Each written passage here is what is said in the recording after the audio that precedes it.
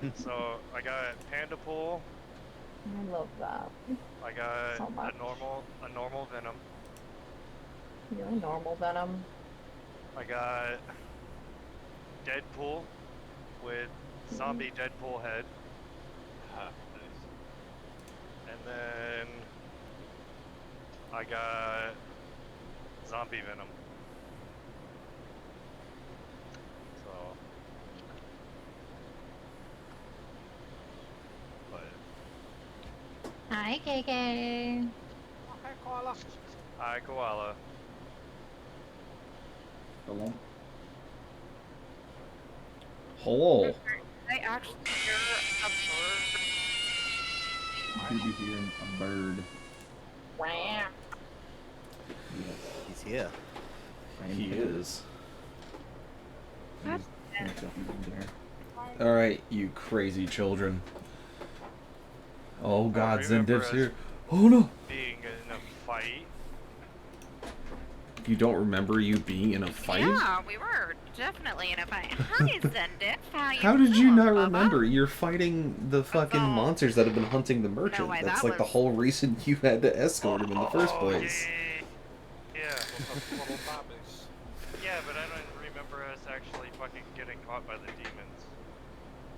Like, I thought Yeah, we they were approached trying you to- and they encircled you with the magical darkness. Like, you guys got the merchant to the building and everything was pretty okay. You were like, man, I'm motherfucking Nosh Seaborn. Really, Nosh? Get the fuck out of me, you goddamn idiot. Gosh, Lord. So, like, it was the whole thing of that you guys got, you got the merchant to Golden Fields, and you're like, oh, yeah, like, they didn't come after us, like, that was weird. And you got him there, and then the people in the town started to panic. Because these three monsters, specifically the first one and the other two, thanks Cactus, big preach, came rushing at you guys. It basically like swamped you guys with magical darkness, and that's where the session ended. Was basically you guys in that combat sequence. I don't remember this. The last thing I remember was us fucking Really, like Cactus. trying Damn. to figure it out. Like Finrod and I were checking something out while Mandy fucking got tricked by the fucking So demon. that was before you guys got to Golden Fields. The last thing you remember is because you were drinking mead and your voice was like shit. That was the sick Tovar time. So that was Batman Tovar time. So basically, what had happened is that you. So I'll do a quick recap to get everyone up to speed. But first, intros. Hello, we're here. Yo, homie. This is Siege of Etheria. I am your host and Dungeon Master, Burn the Priest. We are here for episode 16, Side Business, where we are picking up where the party left off last week, where they were basically doing some side quests. They had a whole bunch on their list that they wanted to try and tackle before going into either their main quest line or going off and doing some faction quest lines. But to give you guys a nice little recap to fold everything up, is that last session the party finished their side quest in the town of Marmon, getting an amulet bracelet that allowed them to pass back to the Silverthorn Keep in Macragge relatively easily, by saying just a simple power word phrase. And they were able to get Eris out of jail, as Mandy was able to sell the reasoning to take her with them relatively easy to the sheriff, who wanted nothing to do with her to start with.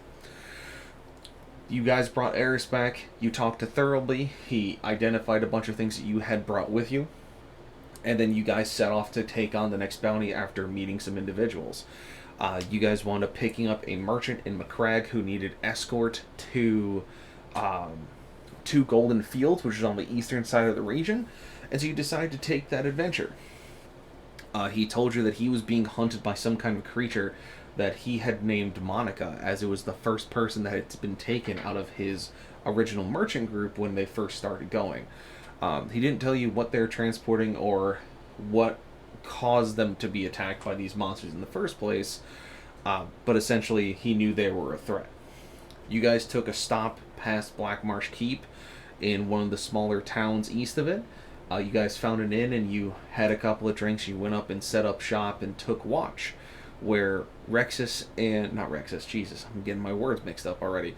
Finrod and Tovar were the first ones to take watch and went across the street because they heard the sounds of someone being assaulted and someone screaming for help. Tovar had recently realized that his ring of true sight let him see beyond the layers of the world around him, giving him the ability to see through illusions and others. And so him and Finrod went across the street to see what was up, and they found a dead woman behind one of the buildings down the alleyway. While that was happening, Mandy had woken up in the suite where they were sleeping in for the time being, after hearing something loud and heavy fall in the living room. She woke Rexus, Coverall, who was next to her, and she wanted to go investigate it. And as she, don't touch my stuff, Snosh. I didn't mean to. I was trying to move my Touch screen. your tokens, you nerd. Middle mouse button is just your scroll, is your pan. No, I went to like. Never mind. I zoomed in. And I was trying to retest. Wait. Yeah, middle mouse click and hold. Let you drag the map around. Oh, that. I was just using There you go. How does one add BFG? I'll have to make a token for him real quick. Give me a minute, because I have to double check to make sure that my the Weasel tokens and the BFG tokens crossed over, because I had to export import everything into this new one. Yeah, So- I'm really upset that you didn't register my comment. I haven't You been just watching your ignored. comments. I am Not doing my comments. my recap Not shit. my comments, your comment section. My God. My comment section? You mean my chat? Your there you go. See, words are hard. Fuck you. What the fuck? Turn that down. Oh, you're saying that I'm your side business? Yes. You just th- glossed on over it. Because I wasn't reading it, I was trying to do my thing. Anyway, while Tovar and Finrod were searching the alleyway, at the same time, Mandy and Coverall heard a noise. They went to investigate. When they went to open the door, they heard what sounded like the voice of Tovar come from the center room. Mandy believed it wholeheartedly and wanted to go back to bed. Coverall was suspicious. So, Coverall persuaded Mandy to go out to the center room to check, and they found that one of the doors was opened.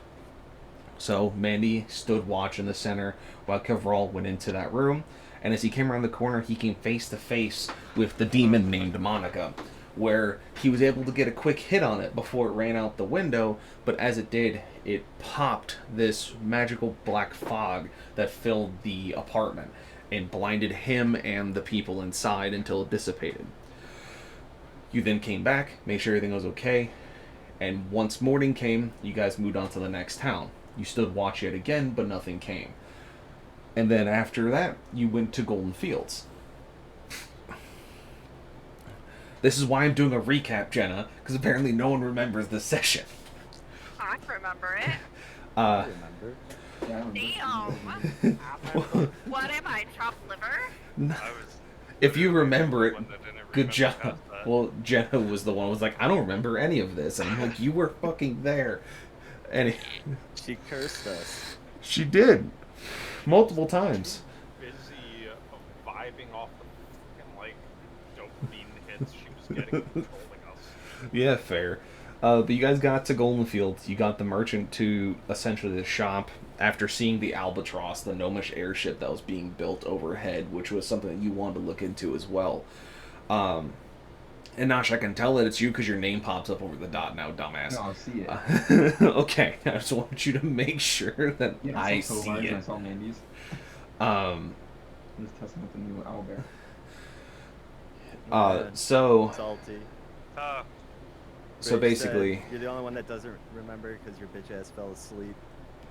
Dude fell asleep at your After the session was over, though, Barely though. Like it was like 5 minutes after the session was over, and you're like, yeah, I'll sit and chat for a bit. You start His- chatting, and then suddenly his just pa- heard a snoring coming in. You're like, wait a second. Tovar powered through to the very end.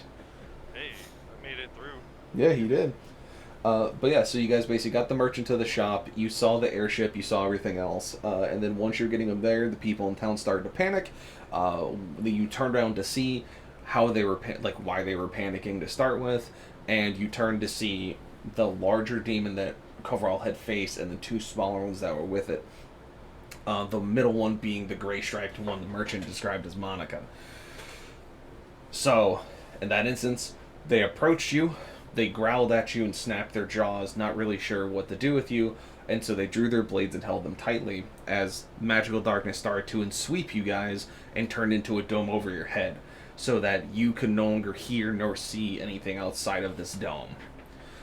Basically, it was separating all of you from everything else, so you could directly fight it specifically. And that is where we left you, and that is where you are currently. Thing was like, you want to mess with me? Welcome to the Welcome to the Thunderdome. Also, what's really cool, so as background to you guys, as that you already know, the people in chat, this is the new Owlbear 2.0 that we're using, which what they've started doing is they have permanent instances for the rooms, so like the room can have multiple campaigns and otherwise. So the players are currently kind of getting used to everything, where before it was once you close the window, like the game would time out because it was locals. Now they have cloud storage where everything is kind of held in a permanent state, but it has a bunch of new cool tools that the players are kind of getting used to and kind of understanding how they work.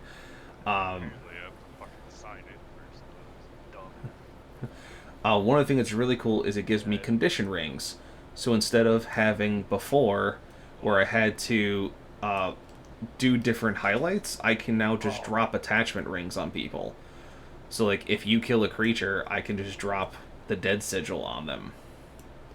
Oh wow, that's pretty cool. Or if you're raging, like Tovar, if you want to rage, you get a little raging token. We rage. So you remember that you're raging.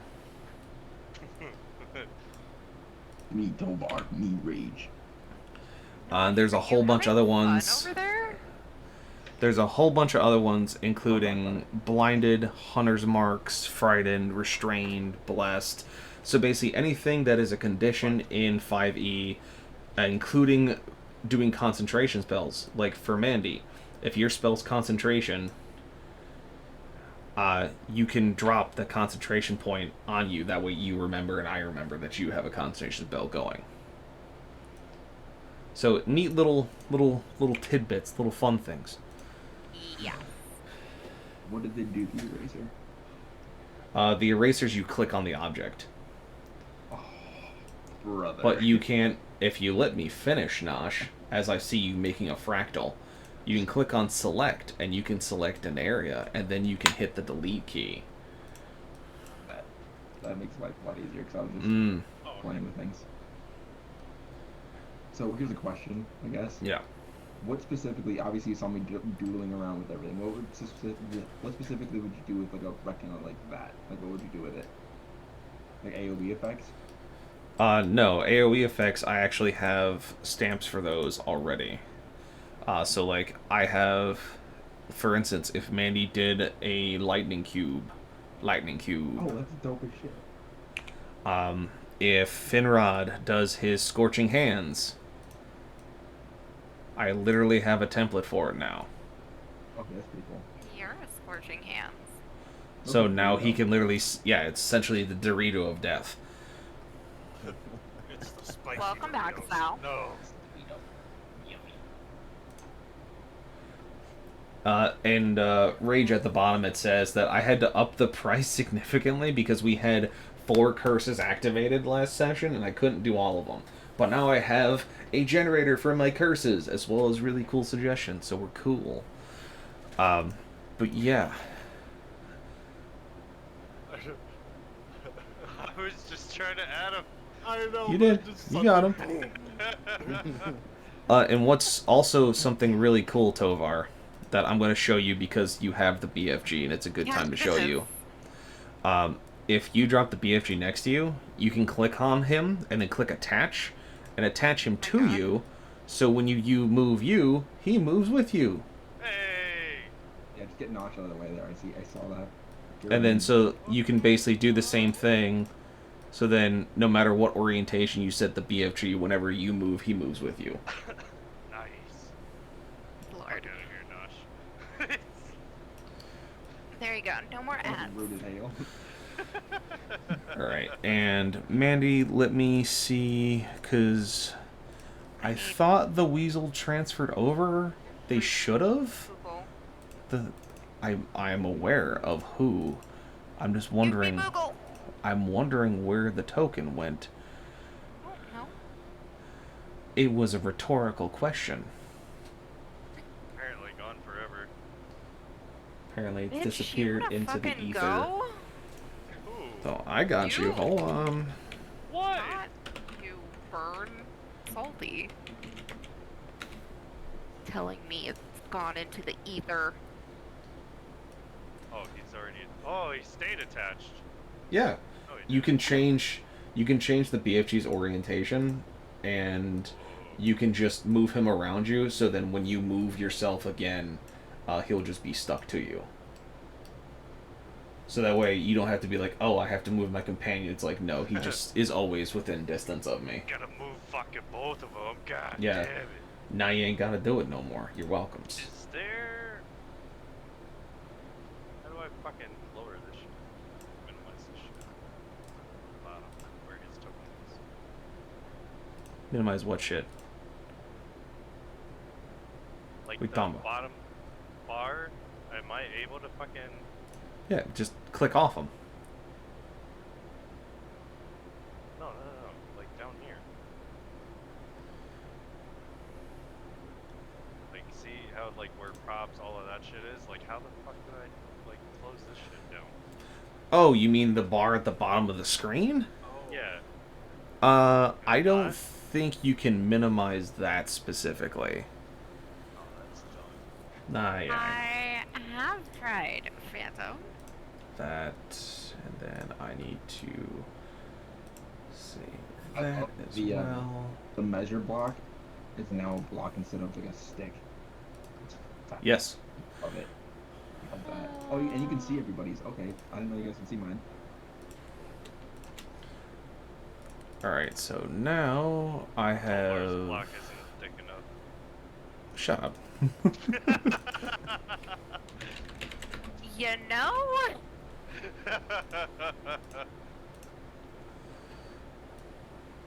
Siege, I siege. don't. Alright, here you go, Mandy. Boogles. Yeah, I saw Jenna.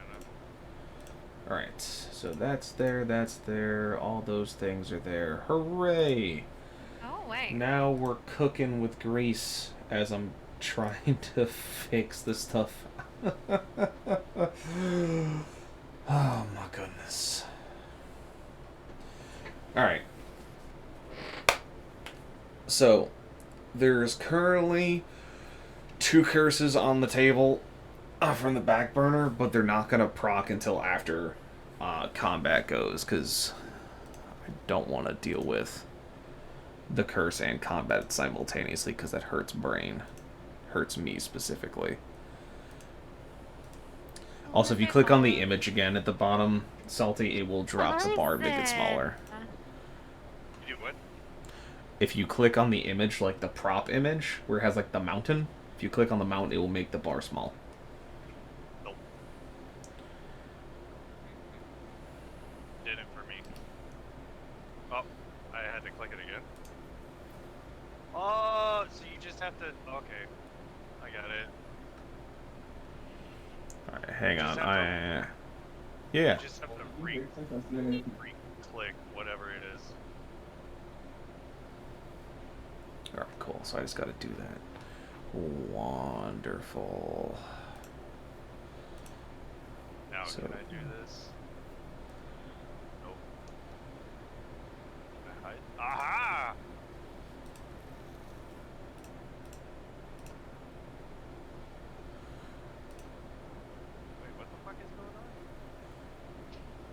Did you attach me?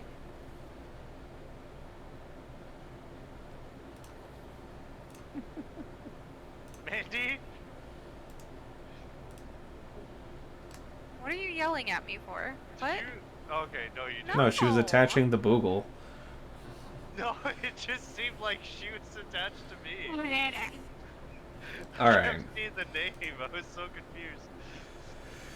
All right, so let's go ahead and start getting this hamburger on a roll here.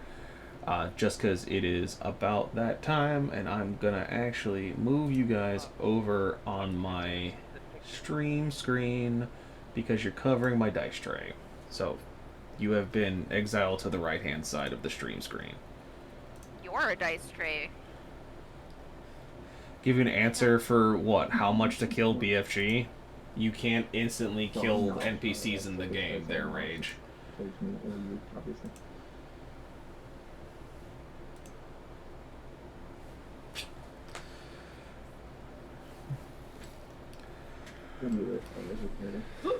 Oh.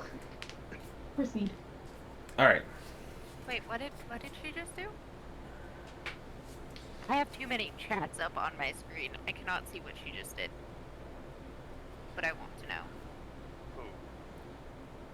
Carson. Carson didn't do anything. Carson didn't do anything. Gave Who said them proceed? Who said That was proceed? Nosh's other person. Ah.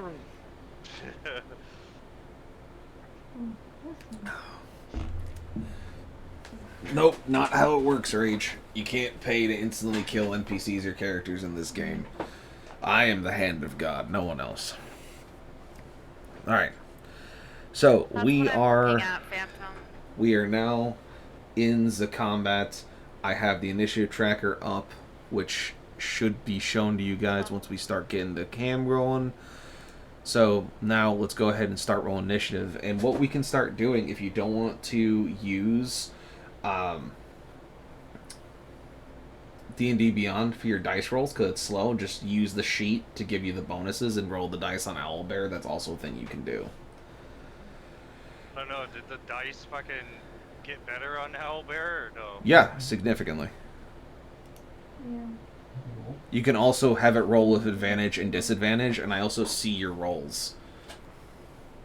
Yeah, I see it in the bottom right. Yeah. Those are weird. You can also click the eyeball to hide it, but you can also add your bonuses or do advantage or disadvantage, which I think makes it easier on the whole thing. But yeah, so we can do it here. Injuring the characters, Phantom, you can inconvenience the characters if they get injured in the process that's different than directly injuring them. Think of yourself Phantom, as I a love you watcher. too.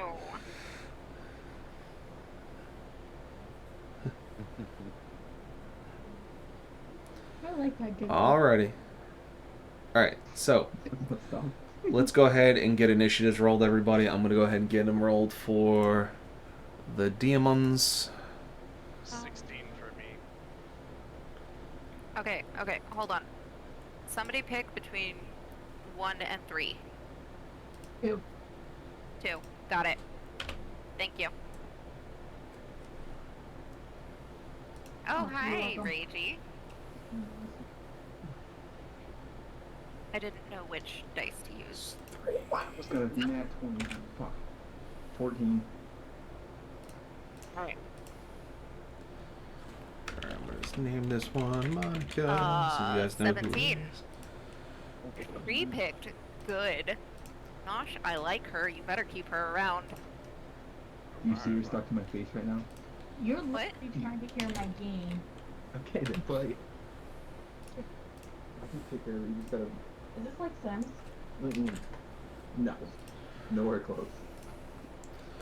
Alright, so let me get the rolls for the second one and the third. I'm not. So I'm home after. Tell him nothing. Mom. She left.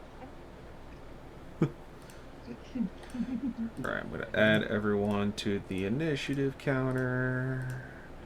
Thank you, Rage. Bonketh. Alright, so Finrod, what'd you get? 9. Thank you. Nosh. I think we got, what did we get, 14? 14, yeah. 14. Thank Do you want you. to check things? You can just Mandy. put that. You can see the whole 17. thing right here. 17. Tovar. 16. 16. And Kavral. One moment. I did roll, but I forgot to bring my character name up. That is a 11. Cool. Alright, so I should now be able to hit this button, and it has the initiative tracker. Huzzah! So it looks like it will be Monica, Demon 1, Mandy, Tovar, Demon 2, Nosh, Kavral, Finrod. Let it begin. Quick question. Yes. Can we kick Nosh because he's annoying? So, we're keeping her, right? Wow. Nosh is now fucking transformed into a woman. He has. Well, we're in here. I told you I wanted to keep her. Damn, guys, it's not like I can't hear you talking shit. You get? Oh, hey. Hi, Nosh. How you doing? Sorry, we didn't see you there.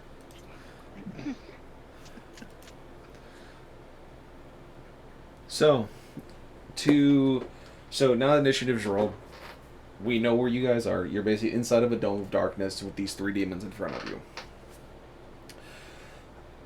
As you guys are beginning to fight, you guys are prepping yourselves. You have summoned your familiars. You have your weapons drawn. You have put yourself ready to fight these monsters. As you do, you hear a small voice from outside the dome yell, "Gregory, no! Gregory, don't trip with that! Be careful!" And as you hear this, it's above you by a significant margin. And as you hear those words, a vase falls through the darkened dome and lands in front of all of you and shatters, covering all of you with this fine pink and silver powder. And you just hear that small voice go, "Gregory, you stupid gnomish bastard!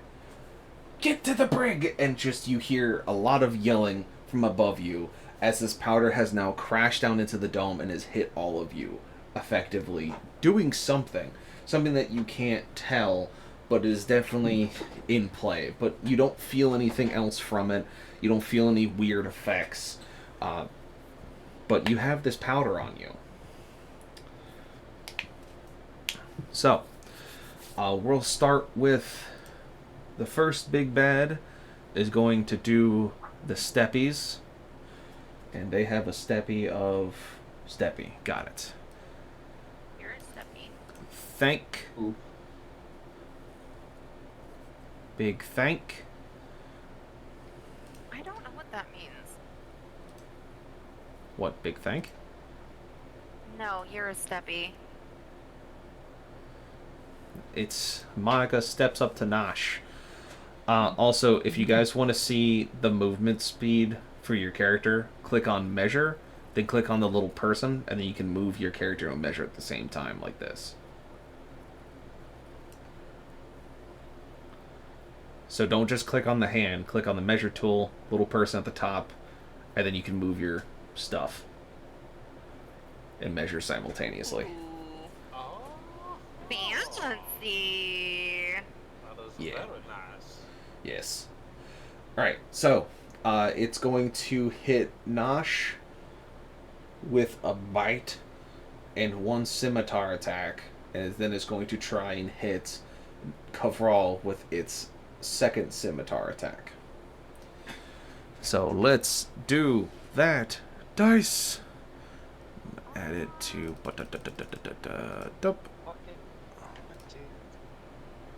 and then badunk. Roll it. 17 on the first. That's a hit. For Nosh, yeah, that's a hit. And then 8 on the second. That's a miss. That's a miss. All right, and then against Kavral is a 14. That's a miss. All right, so that means that this does the dabblage on the bite, which you get 8 piercing damage and 4 acid damage. So 12. Yes. Damn. Damn. Damn, son. Word Damn. on this. All right. With that, it is now Demon Juan. Demon Juan is gonna move up to Tovar and is going to dump all of its attacks into the Tovar. All right. So first attack, 22. Yep. Second attack, 25. Yep. Third, 24. Damn. All right. Jesus. All 3. All right. So you will take. 67. No, there's no crits there. You'll take off the first attack. It will be 6 piercing and 4 acid. And then for the scimitars, it will be 5 and 4, so 9. Okay, give me 1 second. Sorry, my internet's fucking up. So it looks like I'm streaming tonight. It happens. You good? Alright. I'm sorry. Is it cocaine? Says Cactus. No, it is not. You be quiet. What? I want what? Okay, so you said. Alright, what now? Fucking how much of what? So you took 6 piercing and 4 acid, so 10, and then you took 9 more, so you take 19 in total. Okay. You said 19 in total? 19. 1 9. 1 niner. Nah. No. Nah? Nah. Are you gonna roll your thing? One stone's endurance, yeah. Very nice. Because I can't age because it's not my turn yet. I mean, yes, that is how that works. So, yeah, what is that? 1d12 plus 2? Con plus proficiency. Oh, I was just reading it. It says 1d12 plus 2. Oh, just... Oh, alright, then yeah. 1d12, let's see. Alright. So, that is 12. Very nice. So, what, I take 7? Yeah, you take 7. Alright. Very good. So, with... It says nah. Yeah. Nah. No. Nah. See your yacht, right? See what Yeah. In reverse, go now.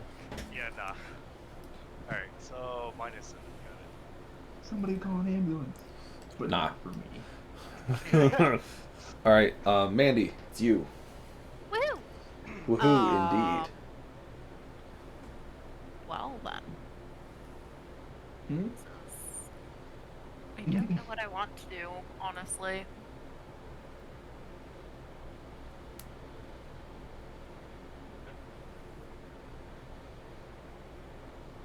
Know what I could do? What could you do? Well, we're gonna detach those real quick. You can just move them independently, Mandy. Yes, that's what I was thinking. Yeah, you can just move the weasels, and then when you move, they'll all move. So you can move yourself and then move your weasels. Attack of opportunity. It will.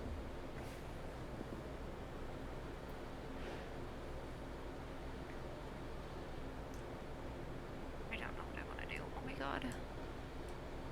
Ah, EFG. Oh. Why are you oh, being goofy? God. Okay. What? I'm trying to fix you again. Can I go? BFG, the big There you go. Thank you. I'm gonna actually go there. Alright, that is That's what I wanna do. one. That is one attack of op by Monica. Crit fail. So that's a crit fail on that. So let me see what happens here, I dare say. What'd you give me? 13.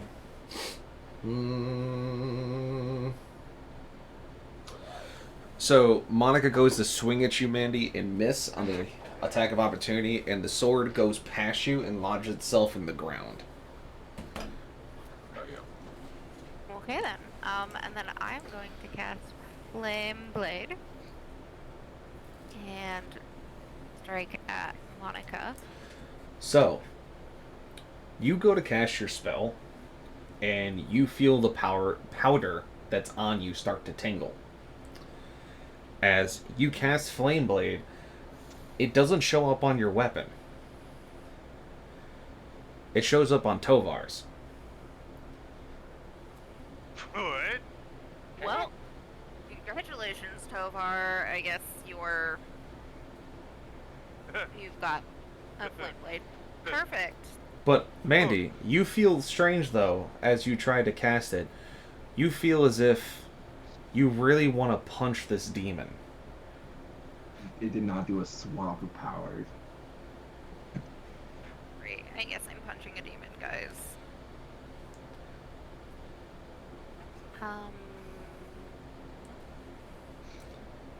So just roll to strike it with your regular melee.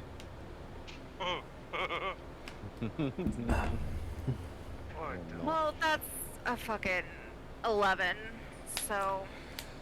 So you go to hit the monster in front of you as your confusement kind of takes over, and as you go to swing your weapon, as your fist aligns with Monica, you see this scorching wave of fire come out of your fists. What the fuck? The same type of fire that is recognized by Finrod as it's what he uses. Searing hands. Great. Thanks, Finrod.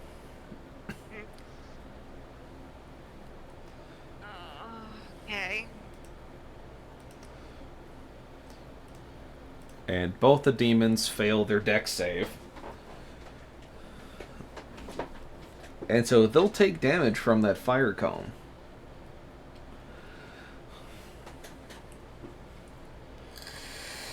What do you do next, Mandy?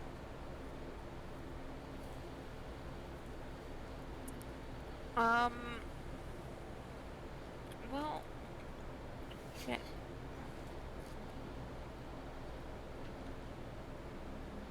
I'm gonna leave it at that. Alright, what does your boogle do?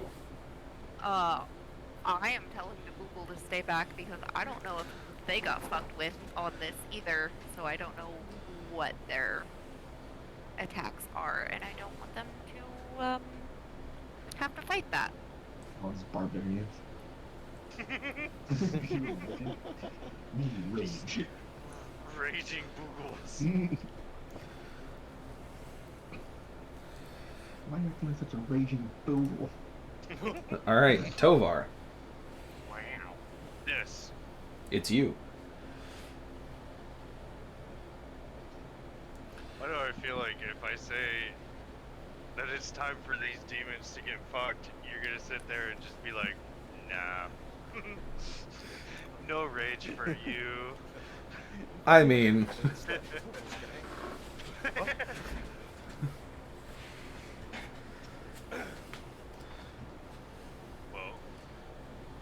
Well, you saw Mandy cast fire out of her hands, which is something you haven't seen before, and your axe is on fire currently, which is also very confusing.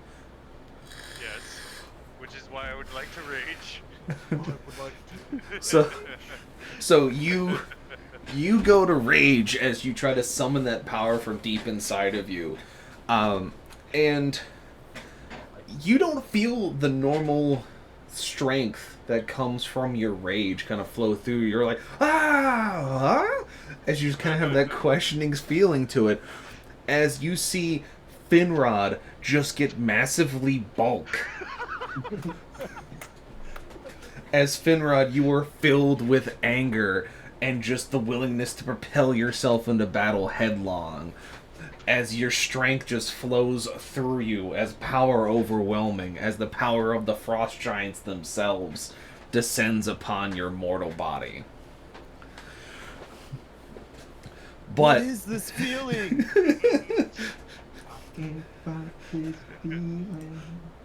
Those are supposed to be my feelings. so Finrod's technically raging, but as you go to summon this feeling inside of you, you start to feel a shift in your body. Oh Uh, no. As Bitch. you feel that power, it's just not the same, as you suddenly feel yourself getting taller and thicker and stronger, but in the wrong feeling, as you guys see Tovar as just kind of like a goofy CGI transformation, as like one of his arms gets really big, and then one of his left arm gets really big, and then his right leg gets really big, and he's kind of like lopsided. Then his other leg gets really big, and his torso's still small. Then his right arm gets big, and his torso finally catches up, and then his head just goes boop, and pops to the right size, as he now stands at the size of a cave ogre. Okay. So, how do I attack? Just roll attack normally. I have the numbers back here. What, with the unarmed strike? Not just with your axe. Just roll normally. Because you see your axe has turned into a large tree trunk. And your skin has turned blue. You feel like you need to be in a game with a bunch of Vikings. I just, for some reason, I get like Despicable Me 2 when the 29. 29 to hit. Was that a crit or just a 29 total? Because I can't remember what your bonus is. No, that was a 19. Alright, cool. Plus 10. Yeah, and you get your 2 attacks still. So you can roll both. Oh, I'm rolling both attacks? Yeah, if you want. Yeah, that's fair. You're an attack. Thank you. I don't know what that means. That's 20. Yeah, so you hit both times as you just kind of like awkwardly grow to this size, so the demon's looking up at you like, what the fuck? As you just swing this fucking tree trunk at them, as you just go pump, pump, and you just instantly flatten this fucking demon in front of you.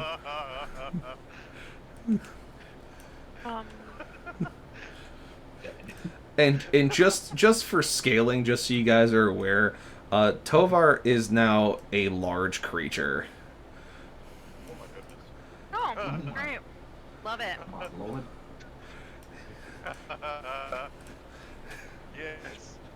Yes. So yeah, so that's Tovar. Wait. That happened. Alright. So that one's dead. Yeah, That's you just fine. bashed it with a tree trunk. Eat it. Yeah. So BFG is there. Yes. It's what, 10 feet? He can move 25, but yeah, it's like a 10-foot movement. Well, A yeah, 10-foot but- range. Yeah. So, I have a question. Yes. Since it's technically within my reach, not within Monica's reach. It doesn't trigger an attack of opportunity, that's what you're asking. Yes. You have to Yes. move into the adjacent square to cause an attack of op. Okay, so since I'm leaving this fucking 5-foot Yes. distance right here. It's like bringing a great sword to a long sword party. You don't have to be right next to them, so you won't trigger their attacks because they wouldn't be able to reach you. Got it. So yeah, I'm gonna do a tail whip. Nice. At Monica. So that's what, a D20 plus 7. Mm-hmm.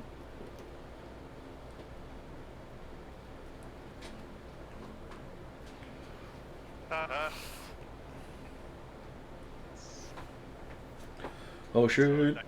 26. That's a smack. That's a slap. Alright. And then, what the fuck is going on your screen right now? It was a resub from Rage.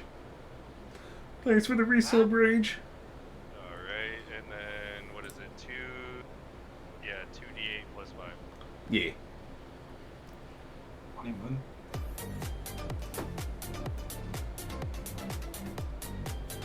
Alright. So that's 12 plus 5, 17. Yep. When they get and- knocked prone. Yeah, if they don't. Because they failed their... succeed on Yeah. Okay. I rolled it as soon as you did your tail whip. Okay. Appreciate the biddies rage. Alright. And that's both you and the BFG? Unless BFG gets a second attack. He does not, unfortunately. Yeah, I know. But Alright. yeah, that's it. Then that is Demon 2. Demon 2 is going to try and get up in here. Mandy, you'll get an attack of opportunity against Demon 2. Great, I love it. Hey, that's a 15. That's not terrible. Yeah. Well, that was unarmed, right? I mean, that's Because I'm fine. trying to punch it. Yeah, you turn around, you punch it or hit it with your stick or whatever you got in your hands. I mean, a 15 unarmed is going to be a hit if you use another weapon, so you're fine. So yeah, you hit it. And you punch it real fucking hard. And you just... You don't feel like you hit it super hard, but as you hit it, it just gets knocked back 20 feet away from you as you just feel this rush of air come around your body and then out the edge of your knuckles. Just flowing air. Basically, yeah. He cries. And you wind up knocking it prone in the process as it charges up at you and Finrod, and you just turn and go, ah! Pump! And you just knock it 20 feet back and prone. Oh, shit. Well, Yep. that's the thing I did. Cool. Mandy, I didn't know you had it in you. And it stays prone. It can't do shit. It can't get up. So, that means we step to Hey. Nosh. You're welcome, guys. Yup. Yup. I'm gonna swing my Vorpal longsword at the Monica that is standing in front of me. Yep, you'll have advantage because she's prone. Oh, I better. Yeah, you have advantage because it's prone, nerd. Give me that. 40. That's a hit. Not a crit, though. Sadly. Damage. Bam. You're devilish. 9. Nice. You did damage. You did do that. And then for my bonus action, I want to take another Literally. swat. You get 2 attacks. You get 2 attacks. Back on the shoulder. So roll your second attack and then do your bonus. I can't believe you rolled a 1. I know, right? For damage, Thank God you have that +8. right? And Yeah. 16. There you go. 16 per second. Oh, ho, ho. Yeah, you did it. So haps. So haps. So hap. Thank you for You seeing just my looked at focus. his penis. I did not. You What? looked at his penis. You looked at his Whoa! Whoa. They had a Josh, dog what are you with- doing? That's my job. Hey, whoa, that's a dog.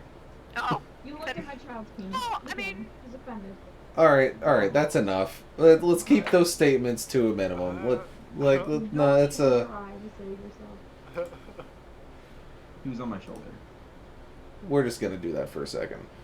Let me know when the conversation's done, Nosh. She just keeps fucking putting him in his face. Well, and he did it. He did the damage. He keeps looking over.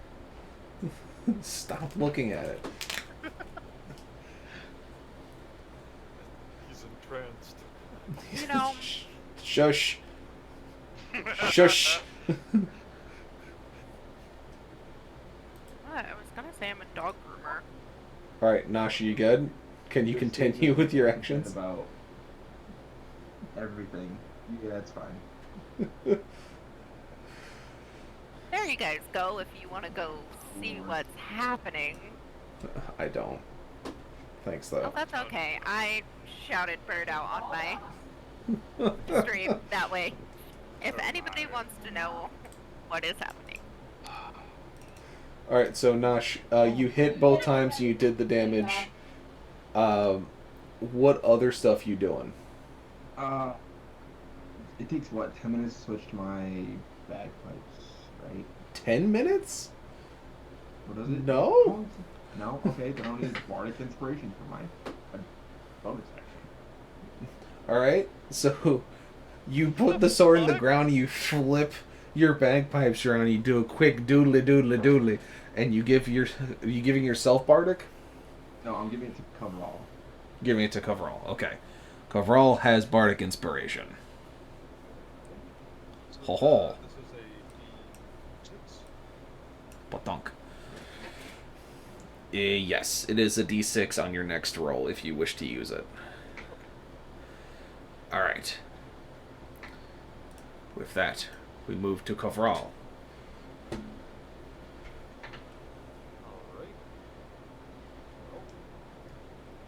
Alright.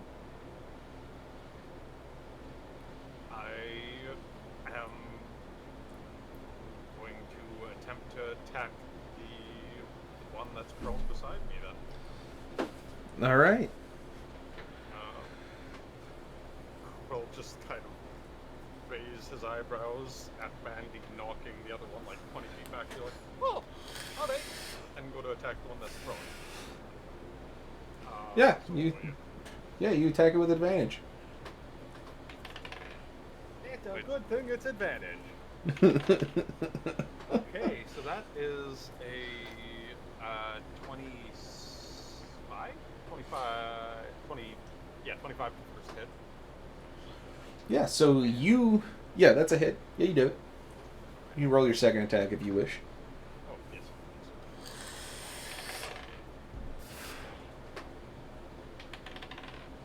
That's a net 20. Thank you. You do it. Advantage.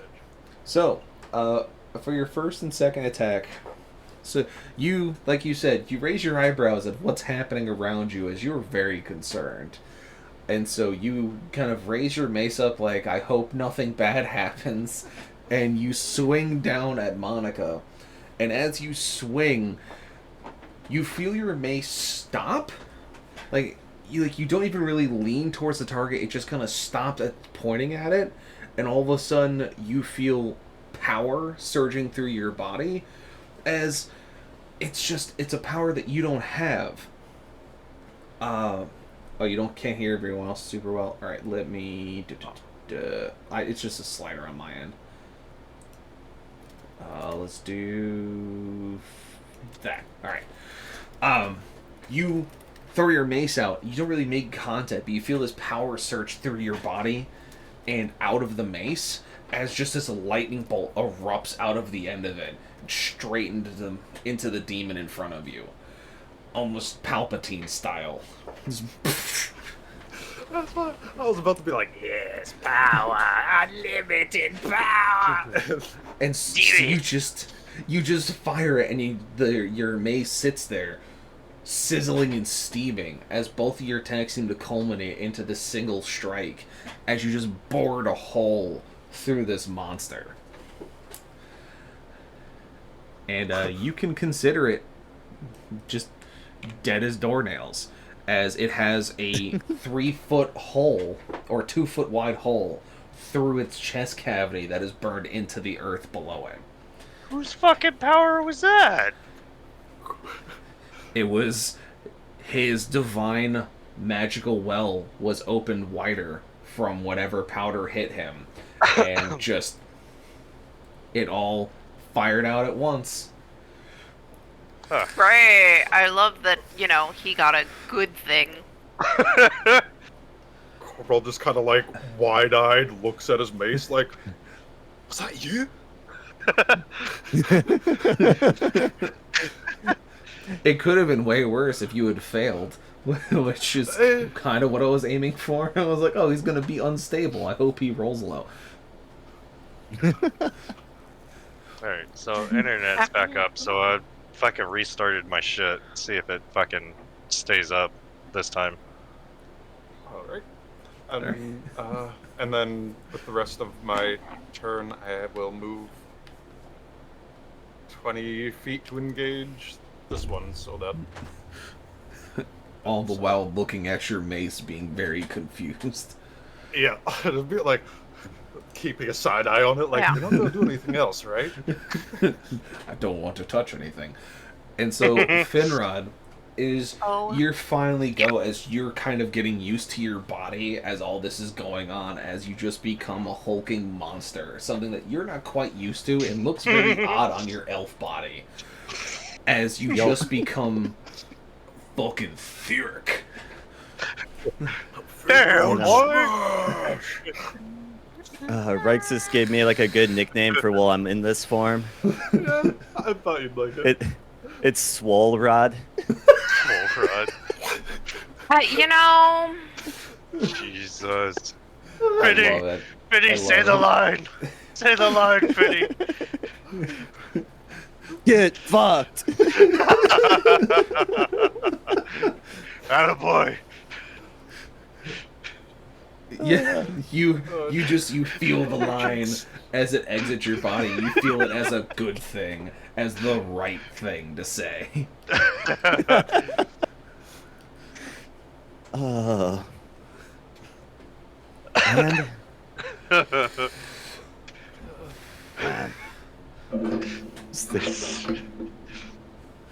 I'm just gonna punch.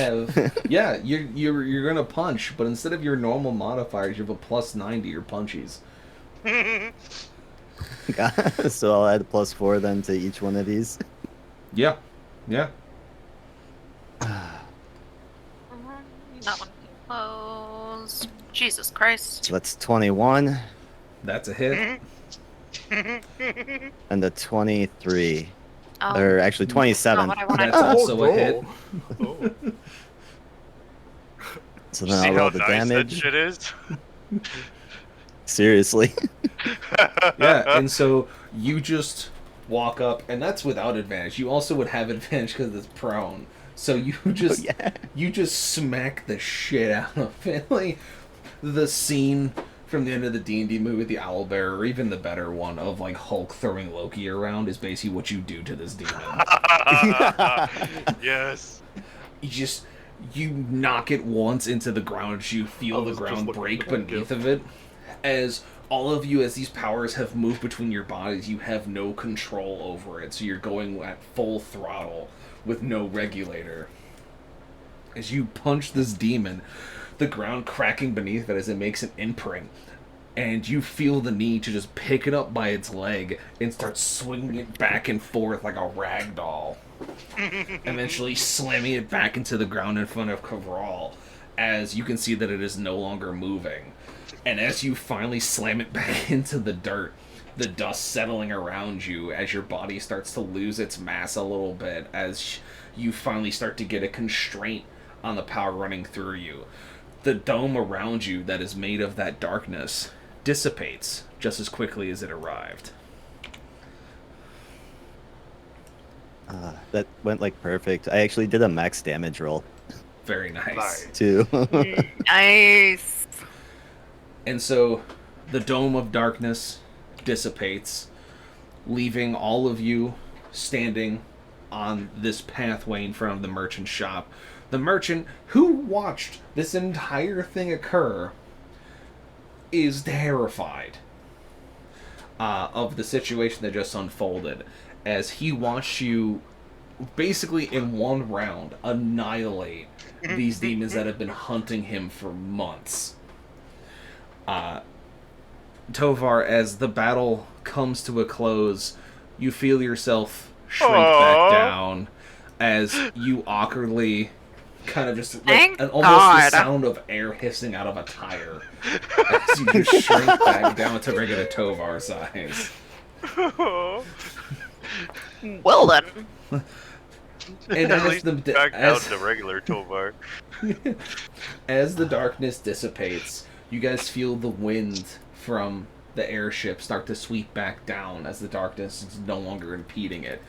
And as it does, you see the winds whip up and take the powder and carry it into the winds away from you, cleansing you of whatever weird shenanigans that powder had brought to start with. and you feel normal once again.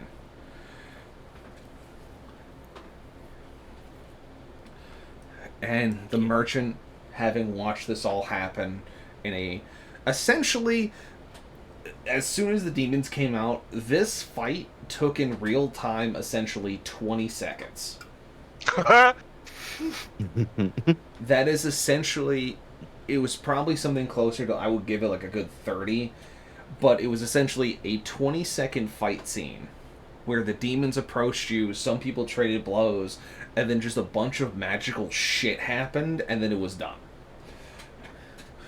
And so he's left stunned and terrified. And he's just standing there bewildered as he goes, I think you did it. And I appreciate your service. Coral walks up, gives him a hearty pat on like the lower back because of my height. So, you're very welcome. He goes, Like a fucking good game, bud. I'll get you the what I was gonna pay you, because I'm still processing what's happened. As he just kind of turns and walks back into the shop, just kind of trying to process that whole encounter. And you guys just stand amongst these 3 decimated demon bodies, as the one that was in front of Tovar has been turned into a pancake. The one that was in front of Nosh and Mandy was singed, stabbed, and then bored a hole through with lightning. And the third one in front of Kavral and Finrod was punched where its chest caved in and it flew backwards. It was then punched even harder into the ground and then tossed around like a sack of potatoes. And just basically broke it into the dirt. So, you stand patiently as the merchant goes to get the goods he promised you. Can I search the bodies while you do of that? What's left? Sure. Yeah. Here, let me pull up my thing. Because it's just like, I was like, oh, this fight's gonna be cool. And it was like, oh, the curse happened. Uh-oh, the curse happened. So that's what the curse was? Yeah, the curse like, was you switch our guys powers? changed up your powers, yeah. That was a good curse. And so I had random effects basically happening in the background, and it was like, oh. Huh. That was a thing that occurred. Alright, so they are... I like that, like, for my attack, I didn't even have to fucking roll damage. You were just like, nope, you fucking squish it. Like... Yeah, it was, essentially, it was just... These were all CR7 creatures, too. And you stomped them. You know, overall, I don't know how I feel about that GIF. Just so you know. What? The one I posted. Yes.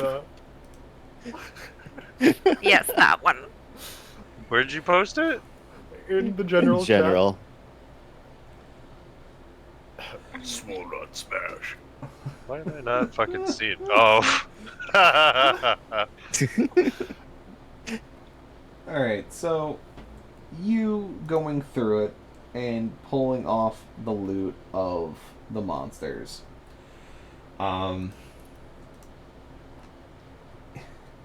You find yourself, let's see, 21, 80, you find 78 gold coins between the 3 of them. Nice. Finny, you said you wanted some money, right? Yeah, I'm poor. Yeah, you found yourself some coinage then, my friend. There you go. You have gained some moolah. This one might have some dents in it, sorry. Hopefully it's still worth it. Hopefully it's still worth something. Oh man. Why is this gold coin a little bit flatter than the others? I don't fucking know. Don't worry about it. How about Just a that? few of them fused together by lightning. It's just a lump. It's a lump of gold Yeah. coins. Yeah. Hey, those will be what I tip with. That'd be what I did with. Oh no. Oh, that's so Okay, stupid. I'm God here damn for it. it. So, Oh. you guys. So he comes out of the store and he looks at you and goes, "Well, I have something I can give you." He's like, he's just like, I have something. And he basically gives you guys a couple of small stuff. One of the things he gives you. Oh God, what is it? Where is it? There it is. He gives you a small gray bag, about, I would say, 8 inches tall and about 6 inches across. That seems to be made out of gray cloth and appears empty. As you peek a look inside, it has small fuzzy objects inside of it. What the hell? Who do you I hand the don't know. bag to? Just he's in front of you guys with the bag, so whoever wants the Oh, bag. okay.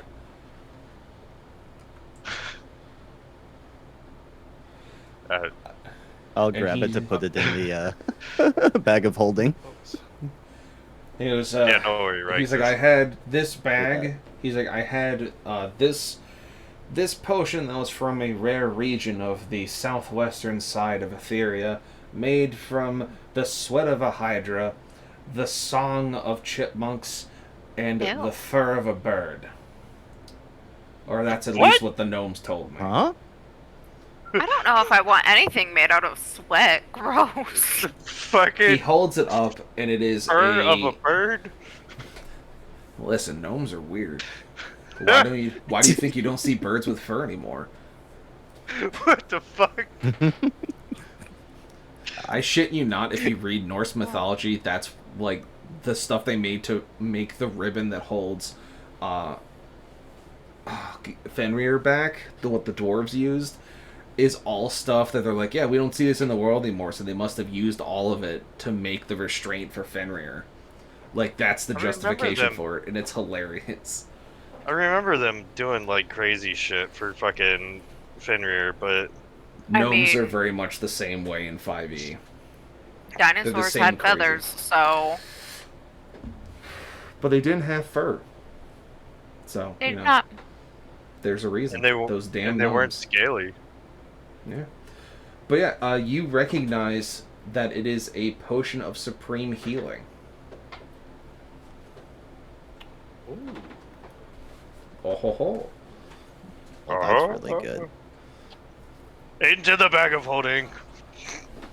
Into the bag of holding! I'm sorry, I'm over here munching on Kit Kat. How dare you have snacks? How dare. Ooh, that reminds me. Enjoy. Maybe I mean, I would share with you if you were here, Can I have a but you're not Butterfinger? here, so And the last thing he holds you is this helmet that he has. He goes, this was an interesting thing that we got from some Draugrs. He goes, I don't know what it does, but he goes, the runes on it, etched, I can't read. We know that it isn't cursed, but we don't know what it does. So, Kovril would like to inspect it. yeah, you inspect it, and you recognize the runes as Dwarven, Yes! and you recognize that the name is the Dread Helm. Ooh. That's not me. fuck Mandy. So, God damn I'm it. sorry. Kovril, while holding this, will look and be like, well, with the name, would I be able to You know what roll it like does. a history check or something to know Yeah. what it does? Yeah, you can roll a history check on it. And the last things he gives you is 104 gold. What do you guys want to do with the gold? Get more of it. Okay. I do have that nice persuasion. Can I fucking bonk him? You can let him roll persuasion. He can try and talk Okay. it up. So I rolled really bad, but I used my bardic inspiration, so my roll is a 12. So you know what the Dread Helm is and what it does. It has a really spooky name, but in the history you know is that it was worn by people who really wanted to be intimidating. Its actual usage past that, you're not entirely sure. The stories all kind of light up that when the person who wore it wanted to make themselves look like a bigger threat is that they would put on the Dread Helm and they would just become more intimidating to those in front of them. The Whoa. stories past that are kind of out of the league of trying to tell you the exact mechanics behind it. Yeah, I Cobra's don't need just that. Gonna have a big grin on his face, kind of side eye Tovar and be like, "Hey, big guy, I got something for you." I'm Really? so fucking happy you decided that, Rexus. Well, You know yeah. what? We're getting What's that? 104 gold. This, my friend, is the Dread Helm. Let me just say, if you want to scare someone, just put this on first. Can I put it on and test it out on Nosh? Sure. I have a plus 12 in intimidation. Okay. I mean, testing is different than trying to intimidate. Yeah, I not was only about that, to like, say, that's what are you not. gonna counter intimidate me? Yeah. Listen here, bitch. So, does the helmet actually give me like advantage or anything like that? So With you intimidation put the checks? helmet on. In this situation, it will give you advantage intimidate because it does a couple of things. You put it on and you feel there is a raised rune over your right ear on the helmet that when you press it, it goes from looking like a normal Viking style helmet. Your face gets shaded out, like almost as if you're standing directly under a spotlight. Your eyes glow bright red, and your voice becomes much louder. Kavral, as you watch this happen, you realize that the Dread Helm has that rune is a rune of minor illusion that is built into the metalwork, as well as thaumaturgy. So essentially, I don't know what the fuck that is. that's fine. That's why Coverall's recognizing it. Basically, what it does is essentially it makes your face kind of darken out, so it's only your eyes are glowing red, and it looks very spooky. But thaumaturgy makes your voice sound 3 times louder than normal.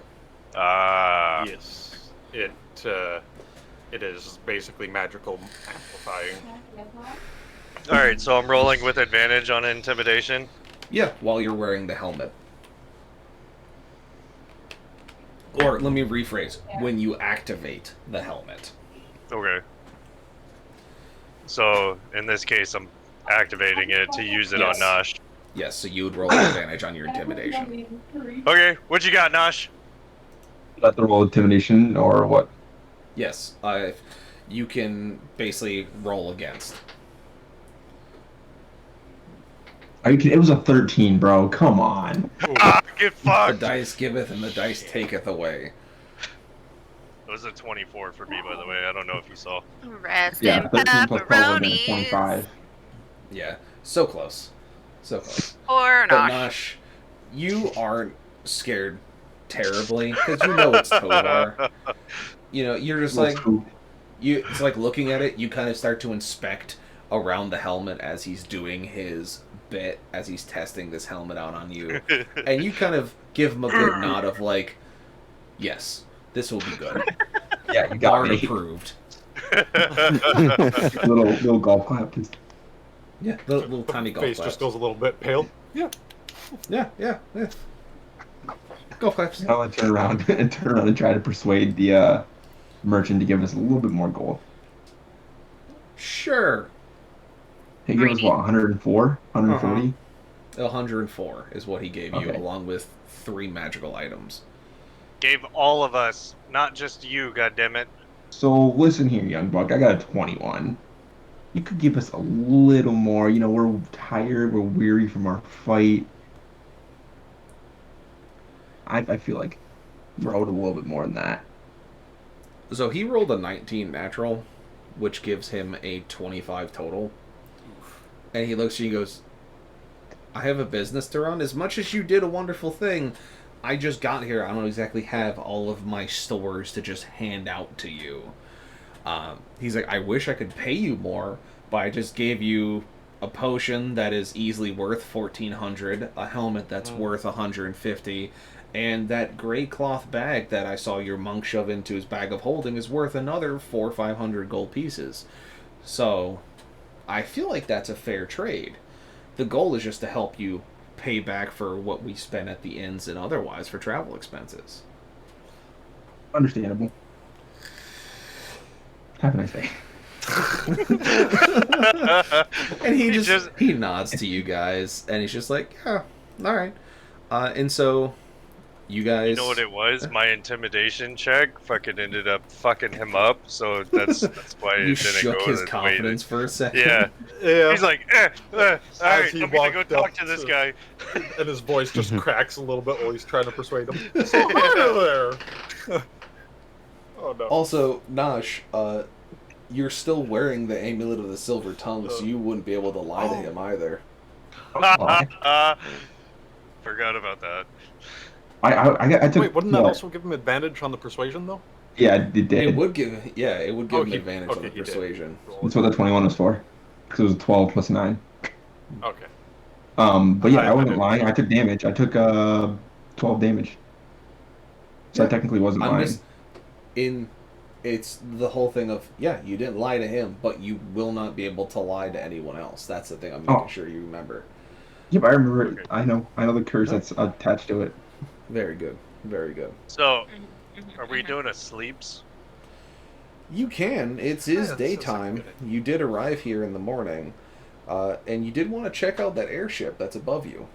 The one where that vase fell down and knocked all your powers. Silly.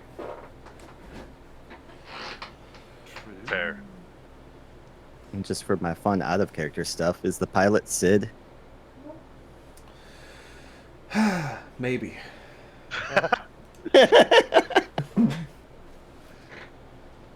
Just maybe.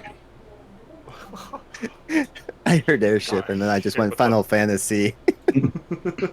I went Fallout. Fucking I was thinking it was the Wild NCR. Or not the NCR, the fucking Brotherhood of Steel. Alright. Load map. Huzzah.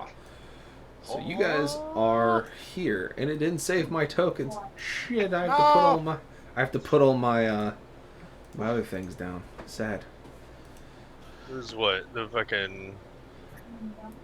So you guys are basically in Golden Fields, and Oh yeah. over yonder on the right hand side,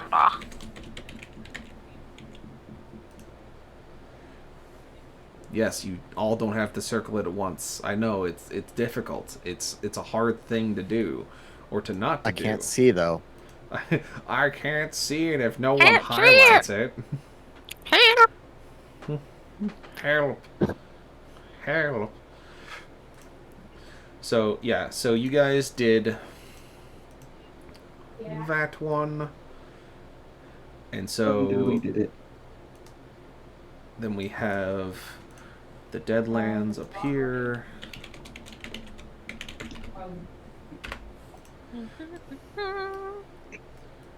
We have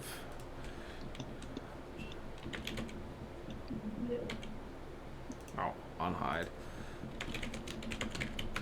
The sword. Then we Sword. had the door to nothingness in Delta's Anchor. And then There was a... finally the siege.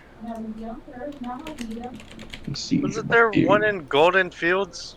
Yeah, it's We're the doing it. airship that's above you. Oh, yeah, that's right. Dumbass. And that is called the Albatross. Don't make me throw you up there. Oh, fucking sender bud. So, you guys have basically found yourselves beneath the airship, where you guys have basically finished off the fight. You've gotten paid by the merchant. You've gotten some good gear. You relatively walked away from that fight unscathed, minus a few nicks and bruises that could have been significantly worse. As you look over these monsters, you can see that they are long, lanky, winged, mean-looking, fierce demons with blades that were very large for what they were carrying. And so it could have gone way worse than it did. And so you kind of give yourselves a pat on the back as you realize that it is still early morning and is not really a good time to find rest. But you see this airship that has a ramp leading up to it on multiple bits of scaffolding that are leading up to the actual deck of it. And the only people you see really running up and down the scaffolding, running up and down the ramp, are gnomes. And there's 40, 50, 60 of these gnomes running up and down the ramps and either bringing up supplies or fiddling with pulleys and gears or doing other things that require the maintenance of them on the airship. That you can clearly see is labeled along the side is the Albatross. And now this airship looks very interesting. It looks like it's made of almost brass, just polished and clean. The top of it is this long balloon that is tied down in multiple points attached to this metal frame that has these interesting propeller engines that tilt and move. And it's the first thing you've ever seen of this design in Etheria, as it isn't really a technology that no one has really walked into or done anything with, as most of the transport currently done is still with horse and carriage or the occasional dragon rider. You know, it's hot air balloons are a thing, but they're not a convenient source of transportation. The coconut wearing things from Moana, but in the air. I mean, it's a kind of. You think of Kakamoras? They're like that, but they're gnomes instead of coconut people. But yeah. So you see these gnomes walking up and down the airship of this beautiful beast that they've created. And you see a few of them at the base of the scaffolding arguing, or at least having what looks like an argument. It's at a closer glance, it seems just like a very thorough discussion over what they're going to do with this airship.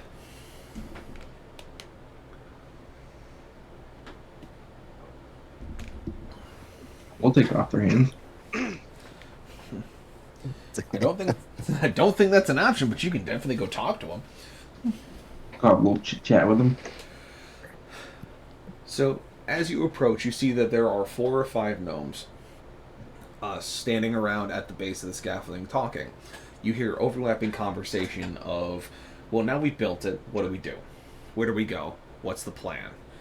So I'm like, well, Belarus, we must use the Albatross to show our superiority as the artificers, the bringers of invention of the gnomish design, and how our designs are better than those of those damn halflings stealing our patents. But, Bilirubin, what about the idea of using it for transport, of alleviating the idea of closed-off regions? Don't be silly, Hagranus. That is the dumbest thing I've ever heard from someone who is supposedly a philosopher, as well as a doctorate of engineering out of the Gnomish University of Cambridge. How dare you bring such an idea forward? And you hear this conversation going back and forth as they just seem to all have different ideas on what to use this airship for, but no one can agree on a point. Shut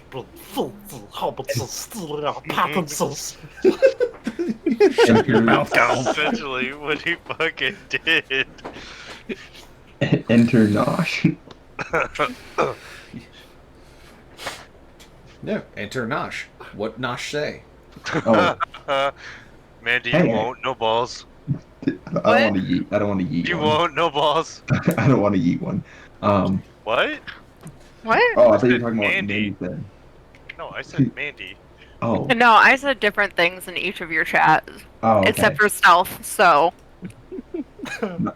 She thought I should go pick one up, but I walk in and I'm like, I hear you guys are having a discussion on what to do with your glorious invention. Yeah? What's your idea there, fucking big guy? I love gnomes. You think he's fucking big? If I'm being honest with you guys, from an outsider standpoint, I think you guys should set up a travel service where you provide transportation for uh, paying customers to go to whatever part of the region they would like to go to. And you can have like a set route, kind of like out of character, kind of like bus stops where like you can go to Yeah. like bus stop A, B, C, D, whatever. Yeah, kind of like you that. is what wanted I'm to trying have get at. like a transportation route with the airship. Yes. Yeah. One of them looks up at you and then to his colleague goes, "Do not listen to this godforsaken Drakini. Why should we listen to him of the ideas of what we should be doing Once your turn's over, with you this look it over. machine we've created to prove that we are capable? Transporting what? Who? Why? Why would we spend time helping those who have prejudiced against the gnomish kind for so many years? Explain that to me, Drakini, or are you too busy taking a pee-pee to understand what I was saying to you?" No, I honestly, that's a good question. However, my answer would simply be the gold involved. You'd be making yourselves a hell of a lot of money. I don't know what the hell a Drakini is. I'm just gonna go with it. Sounds funny. Welcome, so he doesn't go to Okay. And they all seem to kind of pull on their chins as you mention the amount of money they could make. One of them whispers, "We could fix all the funding problems." You could also make more of them, so that you have more same amount of routes, but more methods of transportation, i.e., building up your coffers even more, and then there you go, you run an entire enterprise. Maybe we should listen to the Drakini. Like this. What? Nosh helping Having- them. Having a gnomes. good idea? I absolutely love gnomes. What is he getting at? Corel just squints. What exactly was in that serum?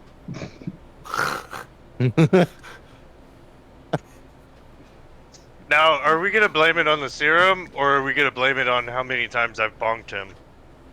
Nope, there's gonna be a caveat here eventually. But anyways, as I was saying, yeah, you guys could expand into an enterprise and essentially rule over the skies, and that could be seen as you kind of one-upping all the other races that look down on you because of your height and everything else that they tend to look down on you for. They all continue furrowing their brow and pulling on their chins. They go, "Maybe the Drakini has a point." And if you guys would like to have someone help you establish a sort of what would you like to call it? Establish your enterprise in the larger cities or towns. I'm one of your guys. The only issue I see, Bilirubin, is the fact that we have never flown this airship before. No one else has brought this large of a vessel into the air. What about the local fauna? How would they respond to seeing such a large presence in their territories? I don't know. That is always a question of thought. You always have to look at the positives and negatives of things. You guys seem to be the experts on things, so I'll leave you to that. I just wanted to point out my point of view. If you guys need any assistance with anything, I'm your man. Can I roll What? perception to see if it appears to be well outfitted with like Sure. defenses?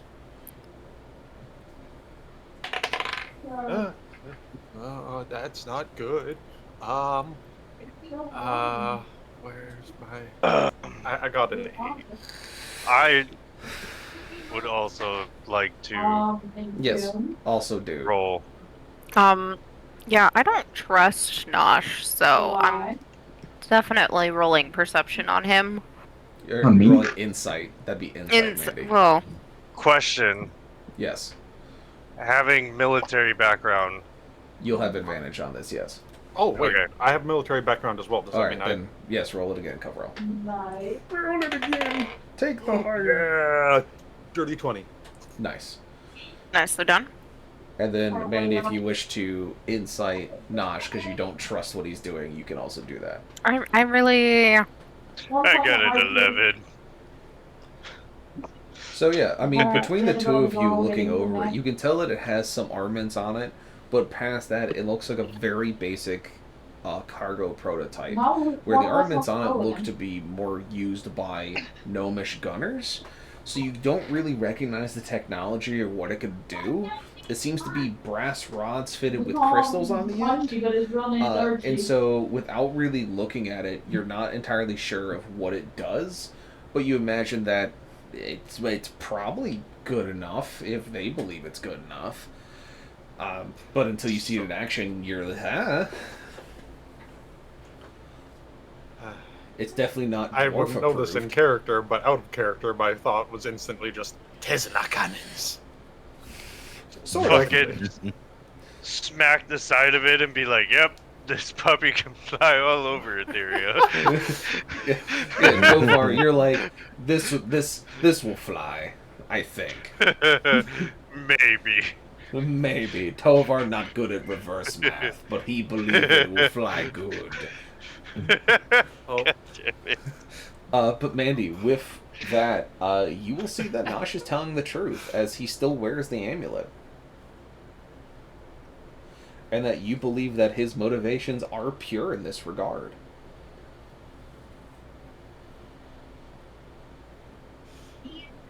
Being able to travel around, the entire landscape without the need of running into bandits, mercenaries, assassins, any kind of danger. I feel that that would be a very good investment on not only yourselves, because you would be literally monopolizing sky travel, but on top of that, you'd make yourself hell. I feel like it's probably the best idea and the best outcome for you guys. One of Am I them the also only peeks one that up, almost... who is it?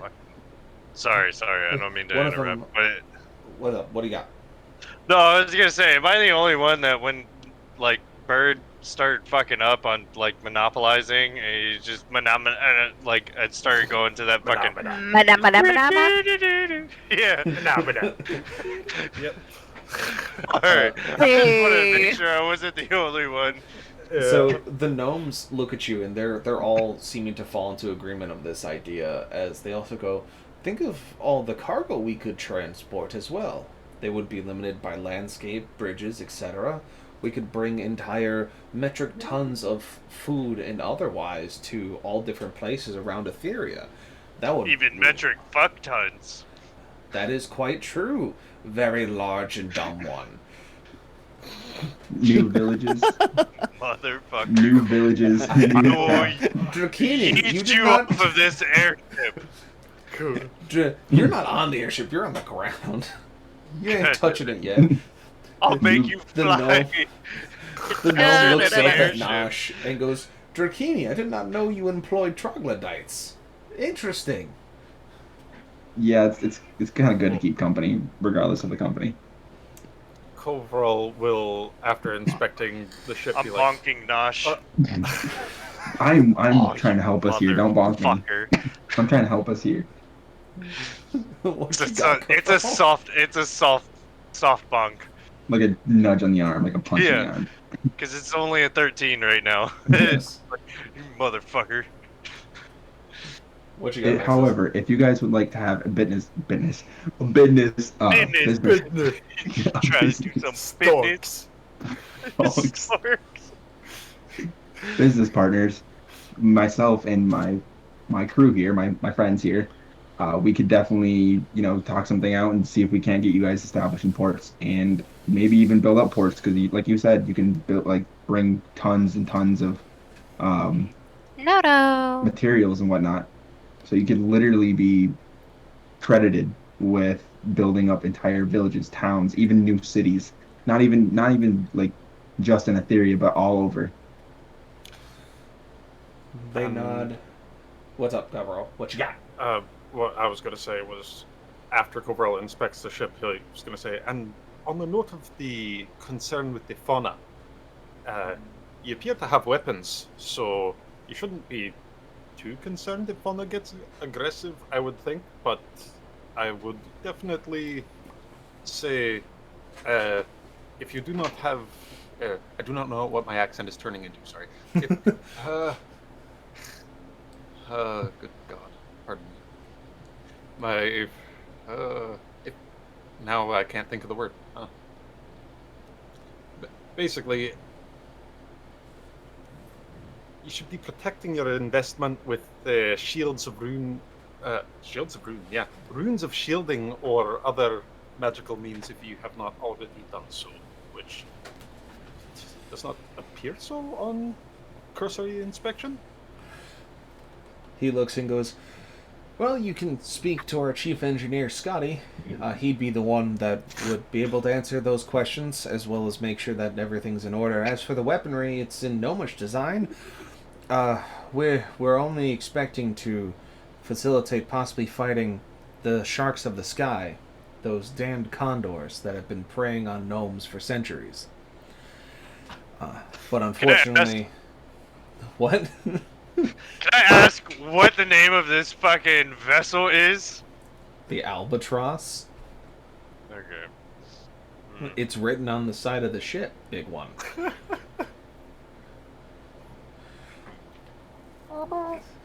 But it's Big we one is worry having about the brain the issues. sharks of the skies, the condors who have Everybody preyed be on doing their gnomes part. for many centuries, and that's the one thing we truly fear. But unfortunately, if we spook the condors, and with how shiny the ship is, or how big the ship is, we're afraid that we would attract the attention of something much angrier than a simple condor.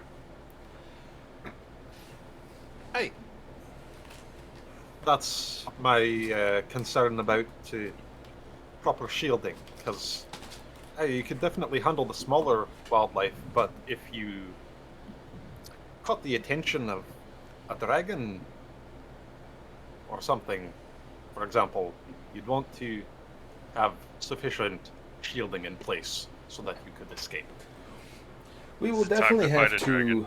We will definitely have to put those in place on the next ones, and we'll probably be able to make some makeshift adjustments before we take off. It's just, as much as we love the idea of possibly making transport hubs and routes for these airships and being able to capitalize on it to make a more efficient system, we still have to take the Albatross on its maiden voyage to prove that it works. Because we've built it, it currently sits above the air, blowing the dust and wheat as it sees fit, as it sits above us, ready to go forth into the skies. Just we don't know what to do with it. We can't simply fly it in one direction. If we fly it, then it proves nothing. But if we were to carry, I don't know, a prestigious group of adventurers who happened to cross our Albatross at this point in time, and they deemed it safe, operable, and a good idea, and we were to simply bring them to, I don't know, another town of 100 or so miles away over a simple journey of a couple hours and set them down and everything was hunky-dory, I believe that would be a great boon to have for our wonderful, wonderful vessel for starting as well as to get funding.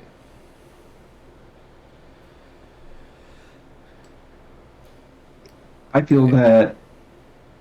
Let me talk it over with my group, but I definitely feel like we could get something in place. What do you guys think? You guys think we should trust the Albatross? Oh, we could I don't like always- gnomes. I like gnomes. They're dickheads. That's always natural. utilize it to get to the next city more quickly. Jesus. Cricket! Quickly, Cricket. aye. Everyone's words today. Time Yeah, for some right, cricket. English. Words be hard. That was the other curse, surprisingly. It hit you in real life. Jesus. My DM magic is finally seeping through the Hey. computer lines. All right, I'll be I'm back in 2 scared. seconds. I gotta take the dog out real quick. But you guys can Okay, discuss. Yep. Oh, I we're mean, gonna You guys can go ahead and discuss, or we can go ahead and take a quick fiver. Just give everyone a nice little break time, little break action. I Yeah. actually need to let my Yeah, dogs that can out go too, refill my so water that with it. works. Yeah. So let's That go ahead and works. do a quick That little works. breaky. Breaky break. Little breaky break.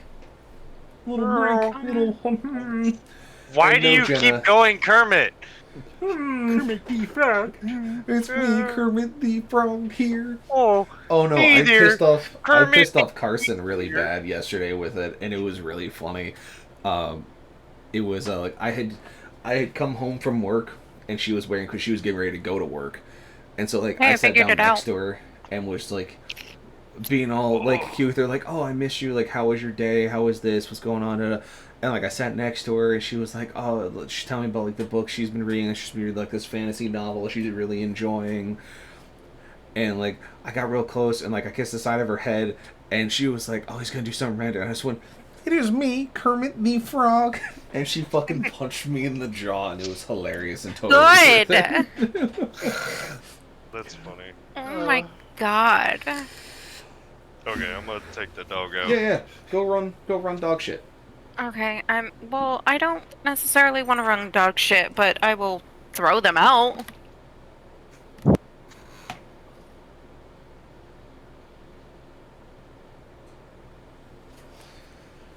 And Jenna, you didn't miss a curse. It was the power swap curse happened during combat because they got hit with that weird powder.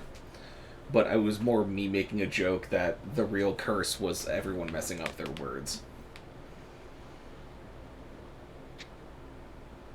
I'm actually using my BRB screen.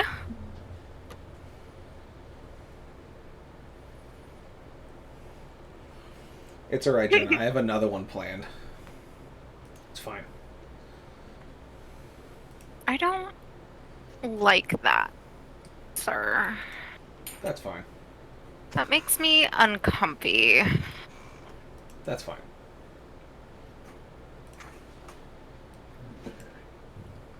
I'm in danger. Hey? I went and got water. What did I miss? Nothing I'm in happened. danger. But Jenna, you know what's a really cool thing?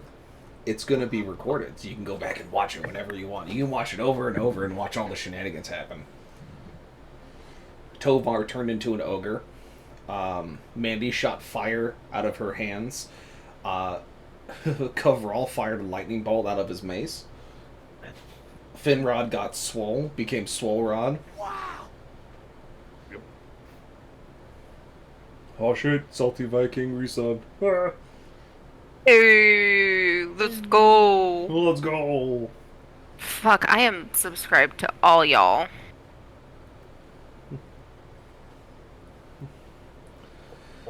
Still can't. It's been 2 months since I've been affiliate. That's fucking nuts.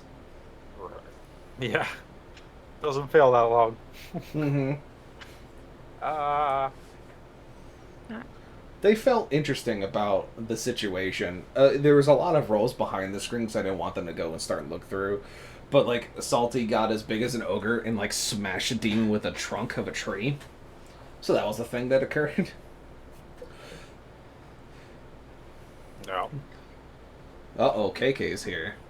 Uh-oh. Really, KK? It was deserved that I got fucking Means that has to happen for KK. cursed.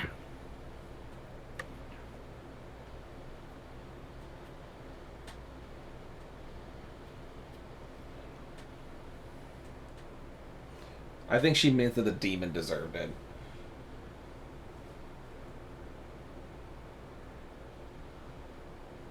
What happened? She's saying the affiliate?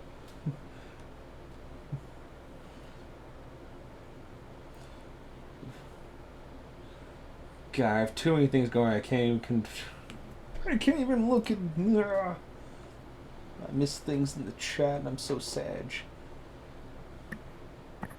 It smells like monsoon season.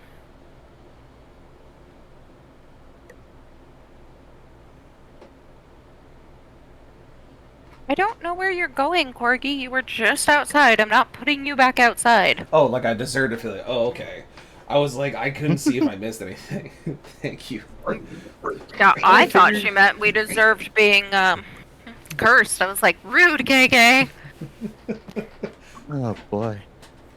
So did we discuss or did we take a fighter? I mean, you do deserve to be cursed sometimes. It We took makes a good 5. content. Do you want to fucking fight me? I will fight you. Sure. Let's go. Is everybody back or is there still people out and about? Interesting. Govar is probably out and about right now. I think so. Alright. So I'm gonna get Well- refill my blue raspberry lemonade. Tovar actually has to walk his dog, whereas the rest of us can just let our dogs out. I had to walk my dog too. I have to walk my dog as well when I walk him. I just walked my dog right before stream.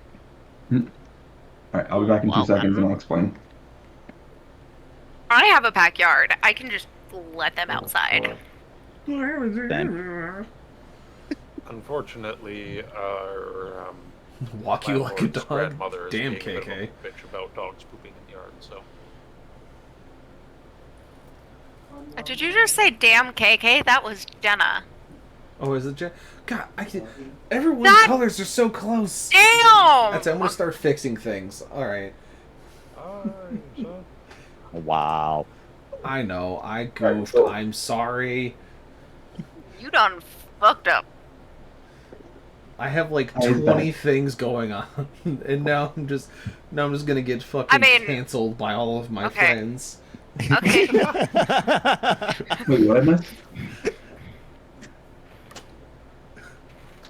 If it's too out of pocket to say, just text me. you misidentified the wrong person, motherfucker. Oh, Damn. KK is like in the middle of Jenna and I in colors. I know, and that confuses my brain. My stupid, stupid brain. I don't have like someone to share a brain cell with. I don't have anything in reserve. So it's what I got's what I got. And most of them are You know, I don't intoxicated and necessarily. injured. Okay. Here's the thing. I don't think that sharing a brain cell necessarily means that I have a reserve of brain power. I think it means I have half the amount of brain power that I normally should mean- have. But you have parallel processing.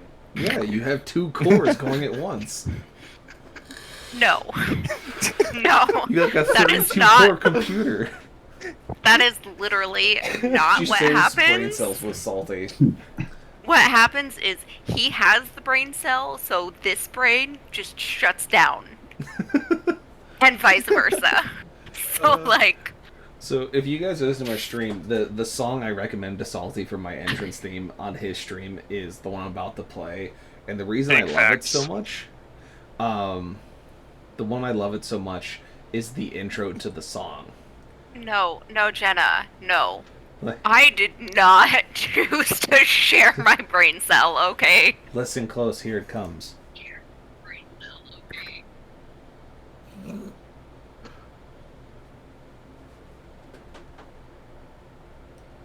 I love that intro to that song. It is such a good one where it's like, due to the graphic nature of this program, viewer discretion is advised, and it immediately goes into the double drop bass. So good. Fear Factory is a monster. I don't know, KK. I don't know what that clip was. You guys are just Apparently. like all fucking Jesus Christ. I come back and like my fucking chat is just filled with nothing but shout outs. Jenna, if you share a brain cell with Cactus, it will not be supercharged. You will have the same issue of sometimes it will be clogged up, sometimes it will come back soaked in alcohol. It's really hard to tell what he'll give you back. It's... You know, honestly, she'll probably just get it back and it'll be some sort of way. Mandy, some which sort one? of way. Some sort of Mandy way. Some sort Let's Mandy. be real. Mandy, which one? Both of them. Yeah, that's actually true. True statement. No, I sent her a picture because My girl is cuddling the dog right now. Like, she got mad at me because I took the dog out. She said I stole him. My pillow. She said I stole him. Like, You you did might be steal able him. to fucking... You stole Floki. You can kind of see. So, like, the orange, this orange right here is a squish that she's fucking sleeping on, and Floki is fucking right here. This black blob right here. Okay, You see his no. head. No, you wanna see spoiled. I will show you spoiled.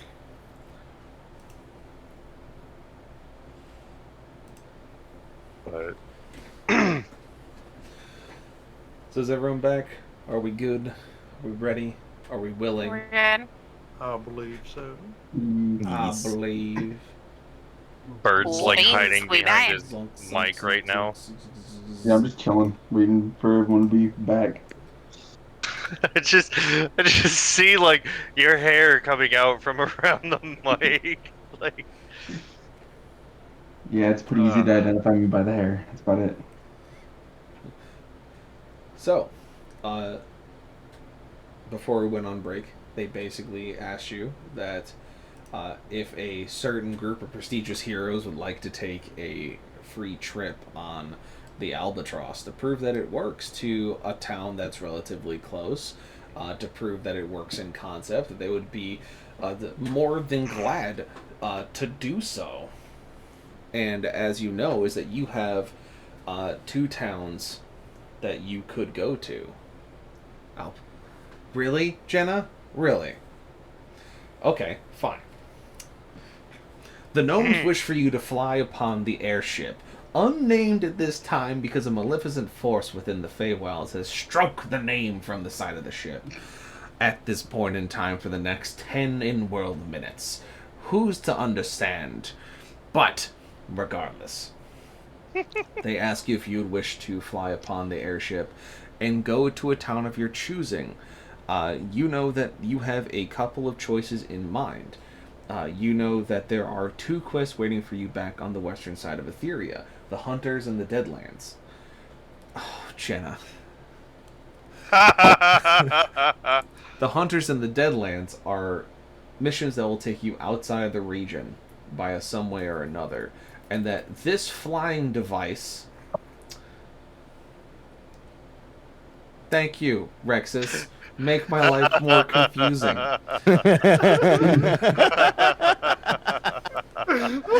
Sorry, I had to. You believe that this flying machine may assist you in going on those quests, as they will more than likely take you outside the region.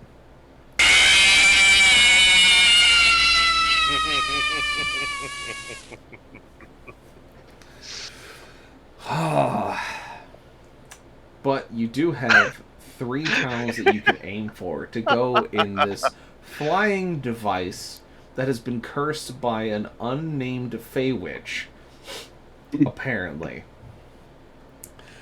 You know that you can go either to Broken Earth to help deal with the siege, if it is still a threat. You can go to Delta's Anchor to explore the door to nothingness that was reported, or simply go to the Setlands and begin working towards finding the soldier's sword that was brought forth by Fausta upon the somehow applicable thrust machine that allows it to move through the air so swiftly.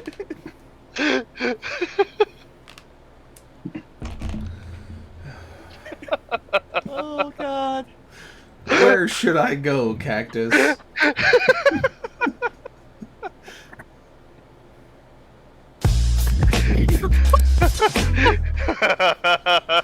I can't. It's banned in Virginia because of my stupid governor. Did you not hear that story? oh my god. Jesus Christ. So as a tertiary, Oh, okay. the Virginia government decided that they needed to do age verification on all sites that do things that are for adults, whether gambling or otherwise. They had no solution. They were just going to start fighting companies that didn't do some kind of online age verification. They could easily work with the Virginia ISPs to do a registration database or something. There's an easy solution to it. They always have to look at a local solution so that the national companies and stuff didn't have to deal with it. They would just be able to take the registry and apply it and then go about their business. They instead forced it on the companies and were like, hey, if you don't do it, we're going to fine you $100,000 for every violation. And so the company of the theme song that just played by Cactus, the Black and Orange one, just said, cool, we're blocking all Virginia ISPs. Just said, no. There are no nuts in Virginia anymore. So easy to get around that. There is. The VPN sales have skyrocketed in Virginia, but that's not the point. It is a way to get around it, but that's not the point we're getting at. It's the fact that the local governance is a bunch of dicks. Kind of like your players. How would you give yourself an ulcer at 31? Well, you see, I run by D&D campaigns. But they're trying to make that a nationwide thing, though. So, the gnomes insist you come upon the machine they've designed that floats through the air by using spinning blades and Argagajo's thrust factor to propel itself from one destination to another. Okay. And ask you what city you'd like to go to, as apparently a bunch of fey witches begin to curse the narrator. Do you guys want to go for the siege? Yeah, but only if they include us in their partnership and we make passive income off of it. Yes. They don't see why not. They tell you that if the transport route becomes successful and that they get the funding to make more of these machines that float through the air so delicately, that they don't see why not they'd be able to split the profits with you guys and send the money to the keep specifically for you guys to basically have it and then spend it back into McCrag, help rebuild the city or whatever have you. All right, Shark Tank moment here. Ready? What is the percentage that we're getting out of this? You're really gonna try and cut me on percentages right now? Is that what you're aiming for? No, I'm trying to see how good of a deal we have. Okay, I want you to sit back and think for a second. You're talking to a bunch of gnomes with a machine that somehow goes from A to B without touching the ground. In a unique and monopolized system that would be transporting cargo, people, and goods hundreds of miles in hours instead of days, and you're going to be trying to cut them on a percentage while they only have the one device that that floats through the air so delicately that it does not fall due to gravity. Fuck you, Mandy. No. That's what that is. Nosh, Tovar, What's a cargo people? Kavral, What's a cargo Karad, people? Mandy. A cargo person is a person who is in the shape of a cargo shipping container. They're a very specific species of rock persons. Fucking smart ass. This is why I don't put shit like this in my fucking stream. It's because Fuck you're that. a coward. A coward. No. So I'm sorry, but like I thoroughly enjoy my sentence enhancers, okay? I mean, so do I, but y'all are doing this because it's targeted. So there's technically 6 of us in the party. So I was thinking a 3% cut for each member of the party, which would bring us to an 18% total. The gnome Not stops going you. to the party, going to the keep. The gnome stops you and goes, "How about we just give you a 30% off the top?" and send it directly to the keep, and you can do what you want with the funds when you get back. Deal. Wonderful. Sounds like a plan. I was gonna go tooth and nail with that, but it's a little easier to go deal.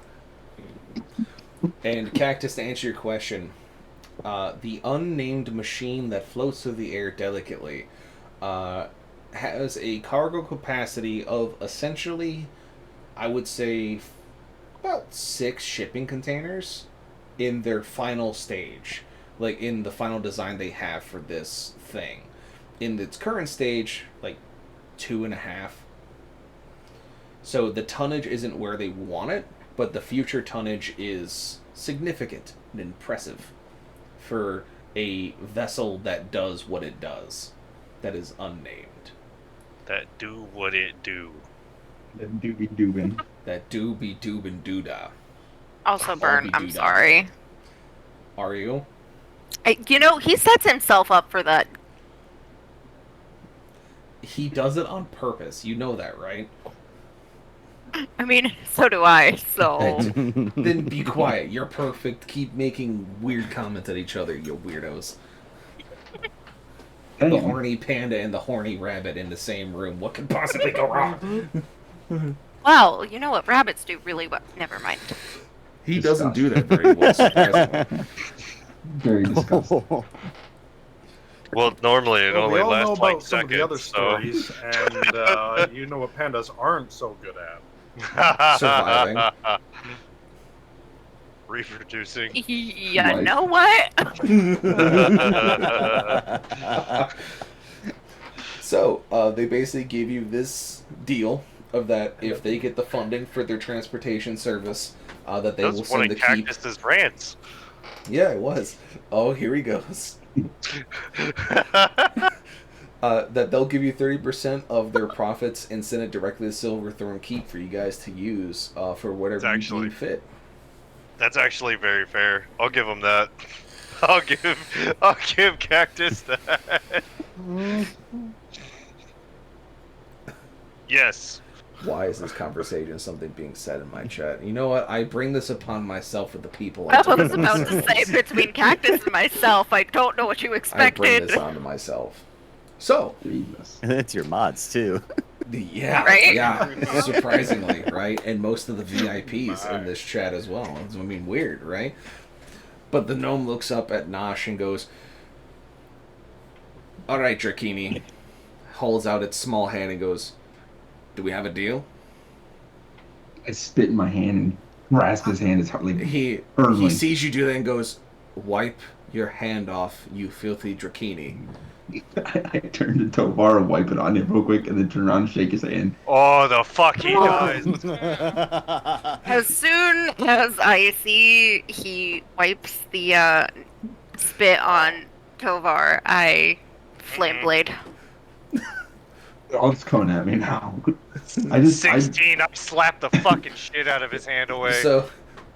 So, Tovar, you see Nosh, without looking at you, wipe his hand on your fur cowl and shake the gnome's hand. And as soon as he shakes the gnome's hand and the gnomes walk away up the scaffolding to go start talking, he turns with a smile on his face and you just punk across the jaw. Full on Gimli style.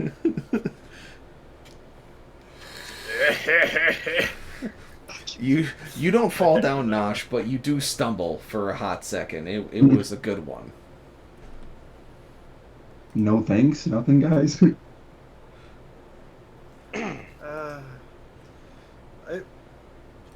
I mean, you were doing good there until you went and wiped the spit on him. You want to fucking lose to a second Goliath? Debatable.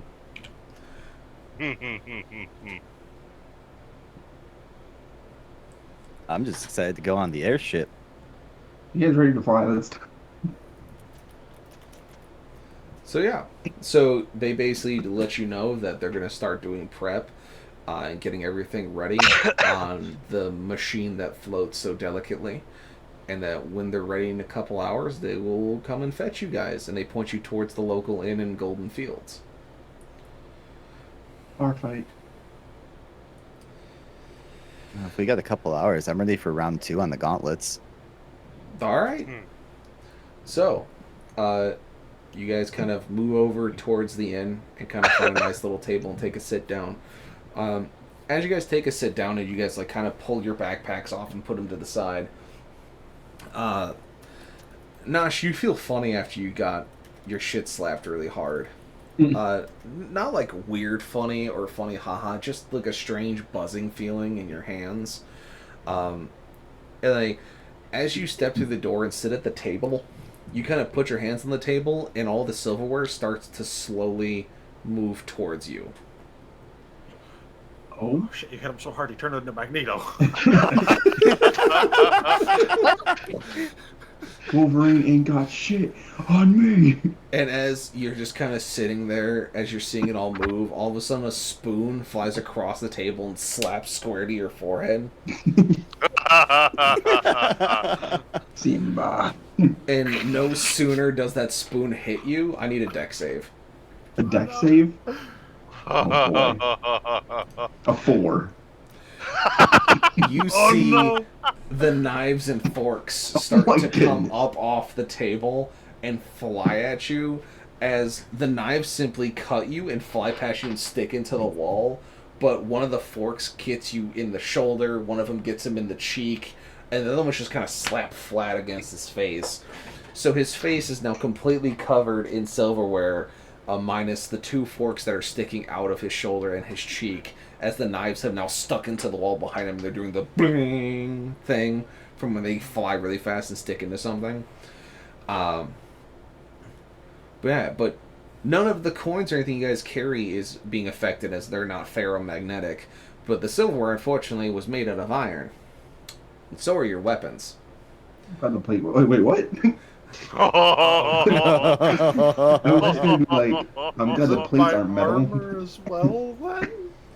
Yeah, so, overall, you start to feel... Oh, no.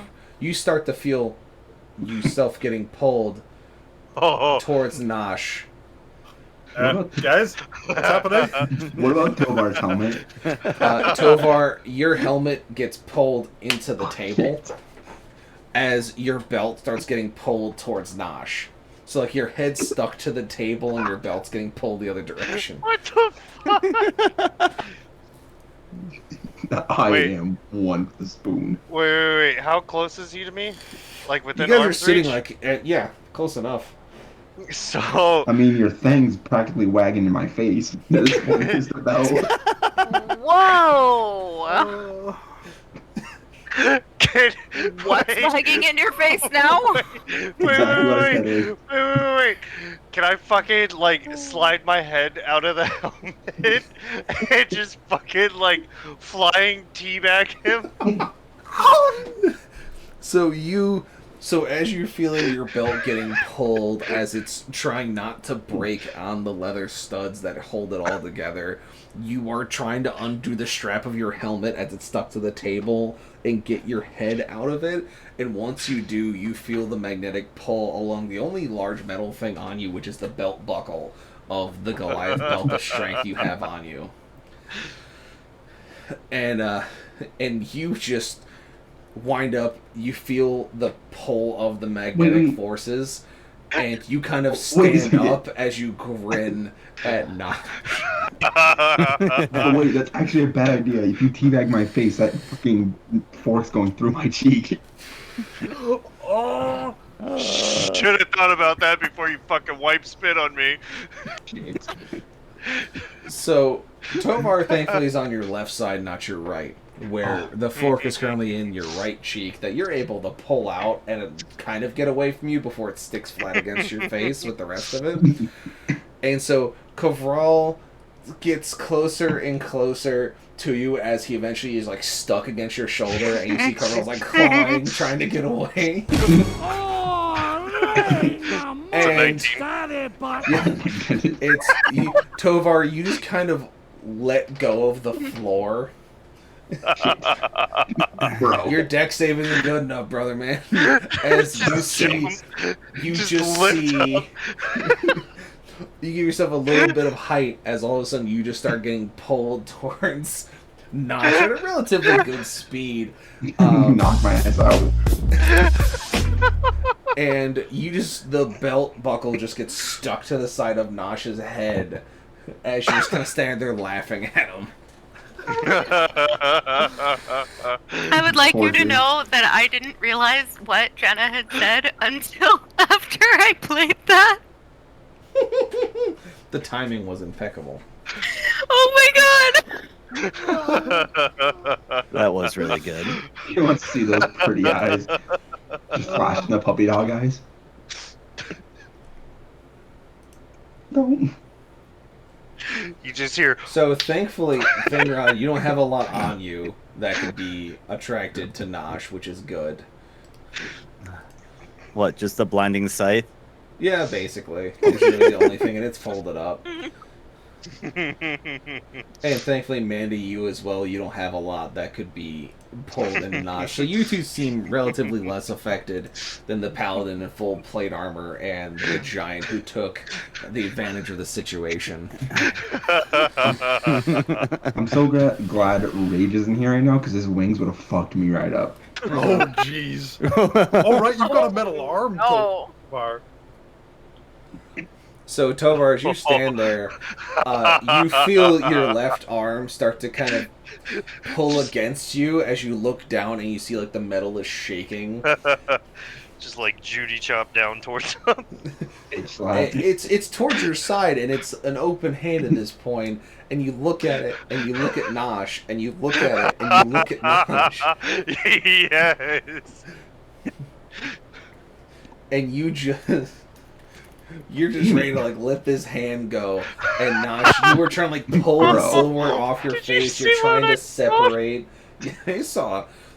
You see what I rolled? Nosh, you're trying to separate the belt buckle from your face and get the silver off. Kavral is trying desperately to just get off of you as you just see the metal hand start to come closer. And you just see it make its arc and you just go, oh. As you see the metal hand just come swinging in at full speed and knock you square in the dome piece with the silverware. And as it hits you, you hear the ringing of metal as all the metal pieces fall away from you as the magnetism ends. Beats my ass, don't even do anything. Wait, so since I did a 28 and he did it too, does that mean that he got knocked the fuck out? With No, a bitch? you just let your hand go. You didn't push it. You just kind of went, I'm going to use my...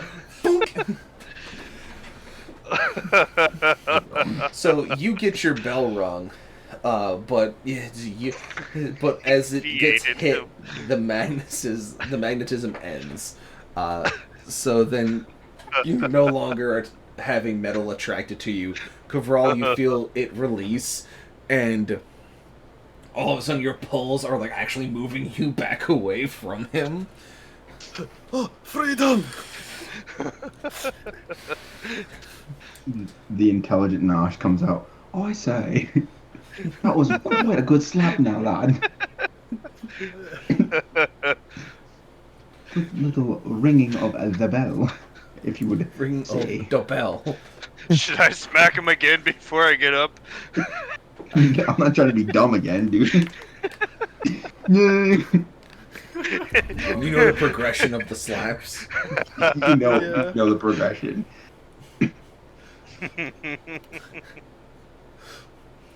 So the magnetism ends. Nosh, you don't have an accent. Everything kind of detaches, and you're just sitting there like, huh, weird. I could use a drink.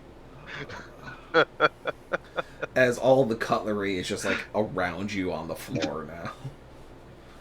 See what happens when you fucking pick fights with Goliaths? It never ends well for you. That wasn't even much of a fight. I was just magnetized. I was a fucking giant magnet for all of you guys. I mean, you got fucked up. I didn't get fucked up. Sounds like a win for me. Sounds like a fat L in my book. For you, yeah. No. It's okay. I'll buy you a drink. You better give me some of that rock brew. Why? So you could fucking get thrown up on again? Hell yeah. No, I ain't chugging that shit again. I learned my lesson. I'll do it. Oh, shit.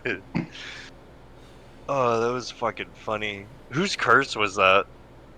Mine. Was that just one of the... Oh, that Yeah. was yours? You did it on your own? Yeah. That was one of the ones we had on the back burner, so I was like, I'm gonna make up some more okay. curses. Oh, that was great. But yeah, but Tovar, after that whole escapade, you're like, I'm gonna, like you said, you're gonna go and get around for the party. And you go up to the bar and you order the rot gut for Nosh and your applicable drinks for everybody else's that they would want. And as you're up there and you're waiting, as the bartender asks you the same questions again of species and age for your party, and after diligently going through and checking, make sure everyone's within drinking age, The largest one. gives you the glasses and everything. And as you turn around, you see that in front of you is an imp. Let's basically think of a slightly taller goblin. And instead of green skin, it's red. With black beady eyes that's just staring at you. And it just has what looks to be a corn dog in its hand. And it's just eating it and staring at you in the eyes. Take it. Take it. Can I help you? It says nothing. It just simply stares at you.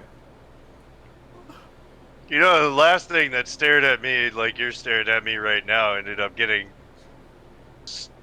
launched a significant distance and then exploded. The patron sitting sitting next to you where you're standing at the bar goes, "You talking to me?" Talking to the imp. He looks behind him and goes, "How many have you had, buddy?" He can't see it. God damn it! Why me? Take his corn dog.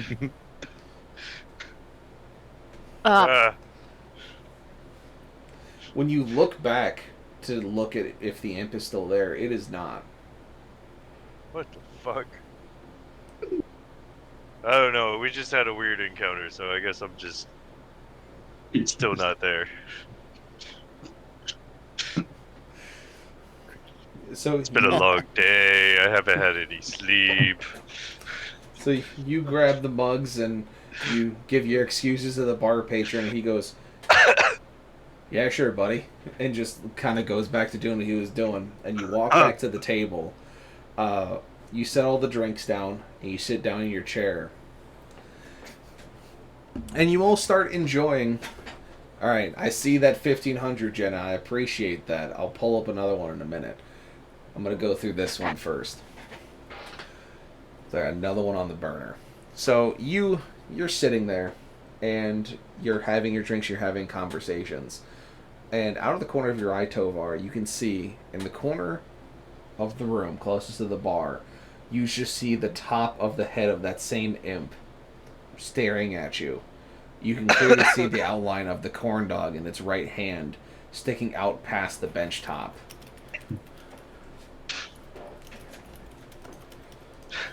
Is it towards somebody's direction? Like, No, it's just the way it's standing. Is that you can clearly see the corn dog, but you can see the top of its eyes, and it's staring at you in the eyes. guys, I don't know what's going on, but does anybody else see this fucking imp eating a corn dog? I kind of just look over. I look around. Roll has, he's like starting to drink, just kind of, huh? And looks over. I don't see anything. So, Are you seeing stuff again, Tovar? since nobody's fucking seeing anything, I just take my drink and just like fucking slam it back. Fucking try and drink away my sorrows of nobody believing me. Tortured by that presence of a fake imp. Yeah. I'm gonna slap that rock gut. Like, chug it. Yeah, so you chug it. I need you to roll me 3 con saves in order, please. First of all, we got Just 19 him, right? plus 4, Yeah, just him. 23. Okay. I imagine the rest Second of time. you are not making the same mistake again. 20. Nope. I'm Third not. time. 21. 23, 20, 21. So surprisingly, Right, as Nosh slams back that rot gut, he does not immediately pass out like you thought he would, and nor does he immediately vomit. He simply sits there with a smile on his face. As you can see, his pupils start to dilate as the alcohol hits his system. And Nosh, you feel yourself get really drunk really quickly. I can handle it. Wow, you actually got good fucking con saves this time? Oh, yeah. He rolled over 20 for each one. Yeah, I see that. Nice. Let us have another. Slap my glass on the table. Or my wooden cup on the table. Am I still seeing this fucking imp with a goddamn corn dog? Yes. Uh, And as you're just kind of sighing at the fact that that imp is still there, you all hear a thunderous voice overhead inside the inn, almost as if it sounds like a character's inner monologue being narrated. Kovral believes that the imp is but a simple malification of the Goliath's impertinence and ignorance in the idea of the Arcana. But Kovral will go with it anyways, as he believes that it is the true thing to do as a good paladin. Oh no. why are you giving... No, this is the voice you hear above Okay. your heads that is voicing Oh, the inner so it's- monologue, like the actions of Kovral. I thought As you were now like... Kovral has a narrator. Peter was never seen again. What the hell? Did anybody else hear that? Yes, you all hear that thunderous voice, including you, Kovral. I've just been acting out Coverall drinking while listening to it and being like, fuck. I'm just like, I don't care. I want another drink. I need a stronger drink. This is fucking weird. Jana is chaos incarnate. You're welcome, guys. Kovral goes to the bar to gain another drink, another pint of rotgut for the party. Yes.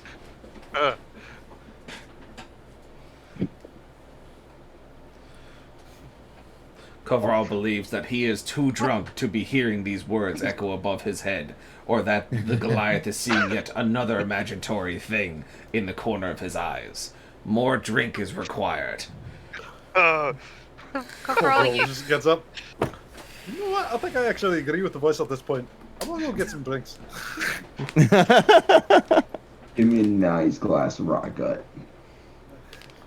Alright, it was your funeral, lad. You I know, want a Goliath, like, fucking... You want the Like- big 12er again? The 12 No, ouncer. like whatever the fucking strongest fucking shit is that he has. That would be Hey, dwarven rotgut. Okay, I didn't know if there was something stronger or not, but yes, I want the fucking big Goliath one. Alright, I and point over at Tovar, and I'm like, make that two. Thin Rod, Mandy, mead? Ale? Mead works. you know, I think I just need to go to bed because clearly something's happening that I'm gonna sleep through. I mean, another pint of mead would help with that, but fair enough. Kovral does not believe another pint of mead will help with that. This reminds me of Family Guy. Well, that's a damn lie. He's What? arguing with the inner voice. Kovral, you should buy the biggest drinks. Coverall just rolls his eyes, goes to the barkeep. Hey, barkeep, 3 more Goliath-sized rotgut and 2 mead, please. Cavral begins to think of why the barkeep is so goddamn ugly.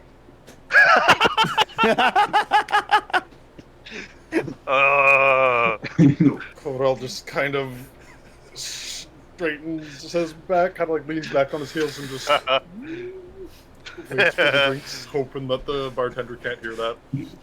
The bartender goes, "What the fuck?"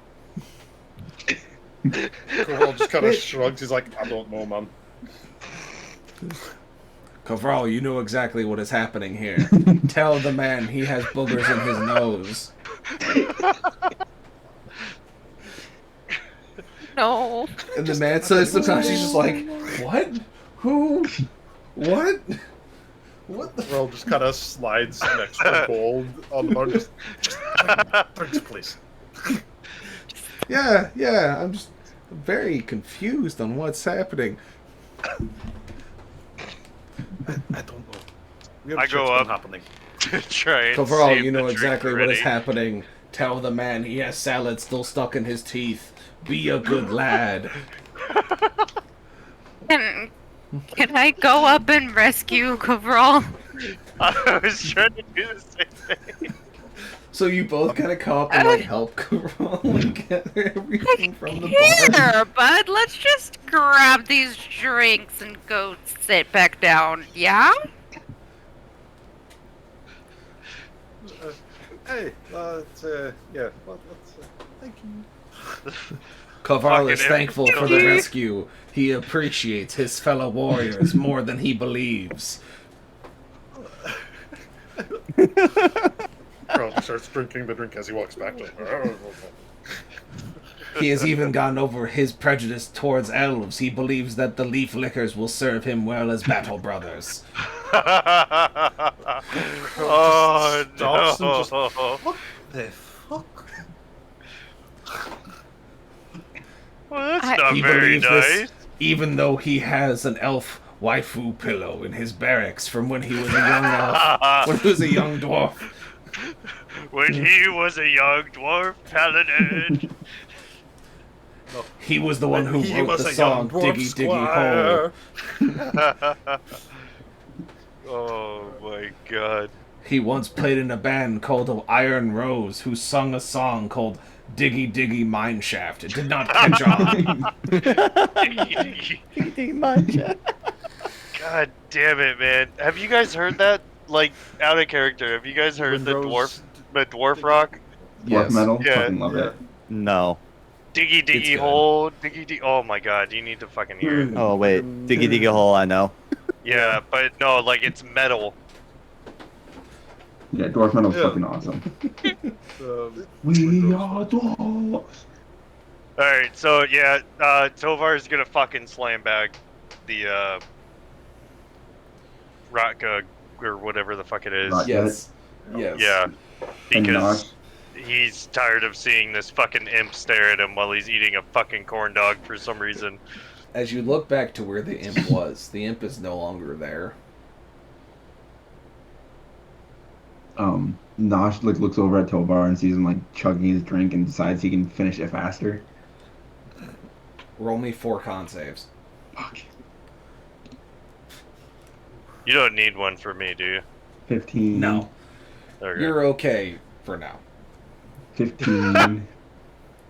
15. Are you fucking kidding me? God damn! 22. 22. He is somehow still standing. The man, the myth, the legend has now downed 24 ounces of rock wait, gut and wait, is wait. somehow not dead. Bring I me just- another. Can I go blow on him, see if he falls over? You want to blow on him? This is a mature stream, but it's not You that see him, mature. you see That's him like, rated R. like swaying back and forth as he's fucking. just He like, is. You could definitely like probably push him over.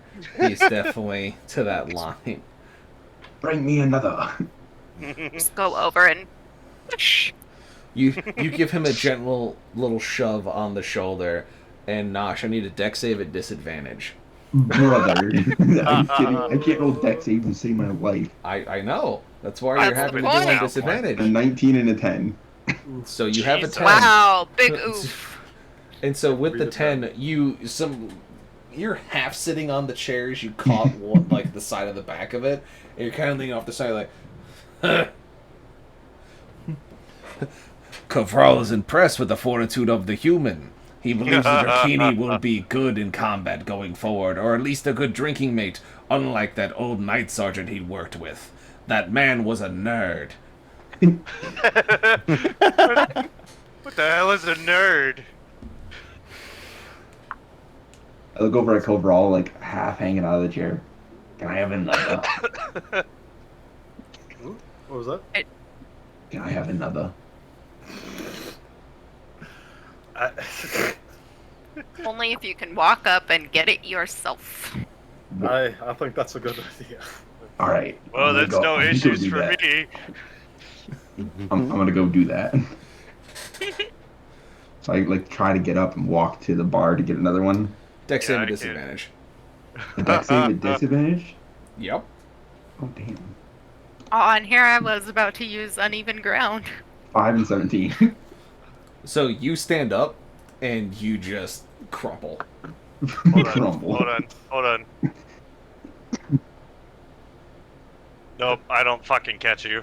It's like one of those You were trying times to catch me? where you're like, I'm not drunk. I and you don't- stand up and I it don't- hits you. Oh, you rolled a nat 1. Oh, Yeah, I don't Tovar, catch you. buddy I don't pal. catch Over! Oh no! I have to pull out the book. God Oh, damn it. no. I went to go Oh. catch him.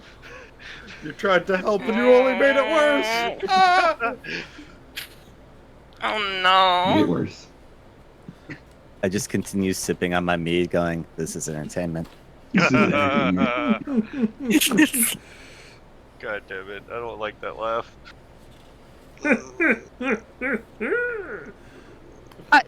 What the fuck, Kermit? What is happening? It's me, Kermit the Frog, your dungeon I'm sorry.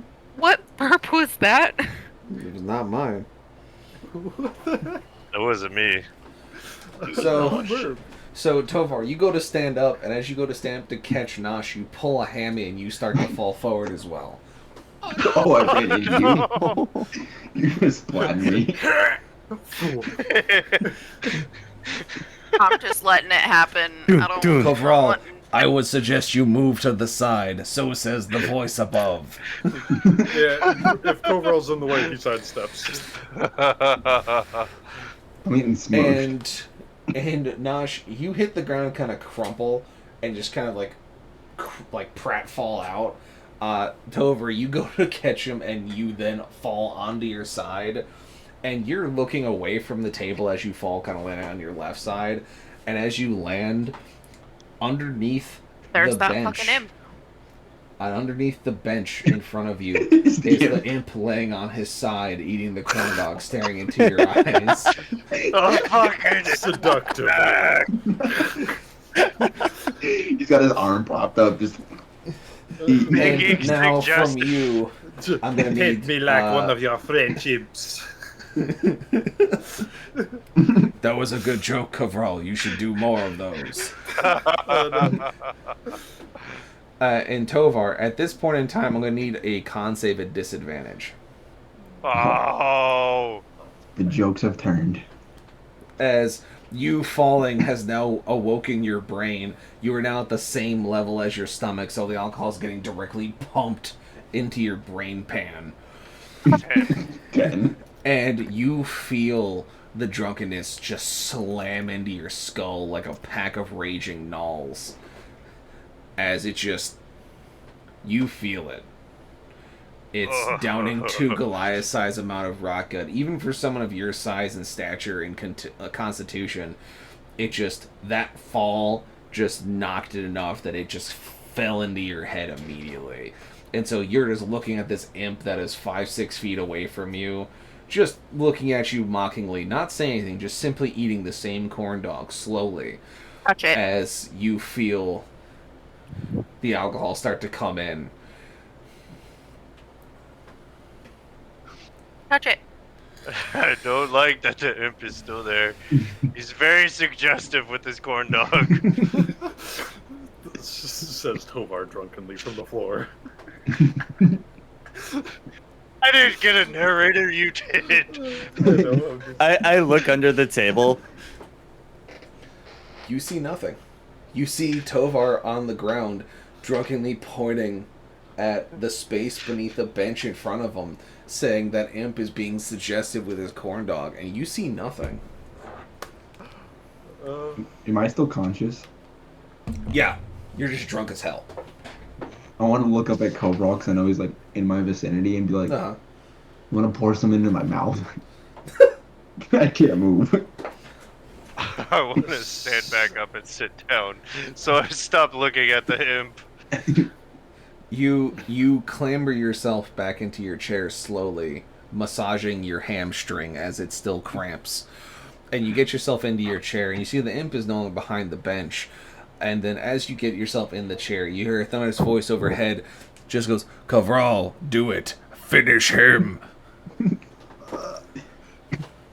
We're all just sitting there, freaking doing like the Picard baseball thing, and just. Well, as a dwarf, I do encourage drinking. As a paladin, if you can't get the drink to your mouth yourself, I don't think I should be feeding you booze. Feed me. Feed me now. Can I take the booze from Coverall's hand and pour it in Nosh's mouth? Give me a sleight of hand. Do do do do do do do do do do do. Now, as a The dwarf, final I'm very thing you- protective of my He ale. is. Would I be able to roll? against You'd be that? rolling it against, yeah. 19. What would I be rolling? Sleight of hand as well, or Yes. okay? Can't beat a 19. Don't beat a 19. At less than a 19. I got, Oh, he didn't win. What'd you You get? got what? I got a 13.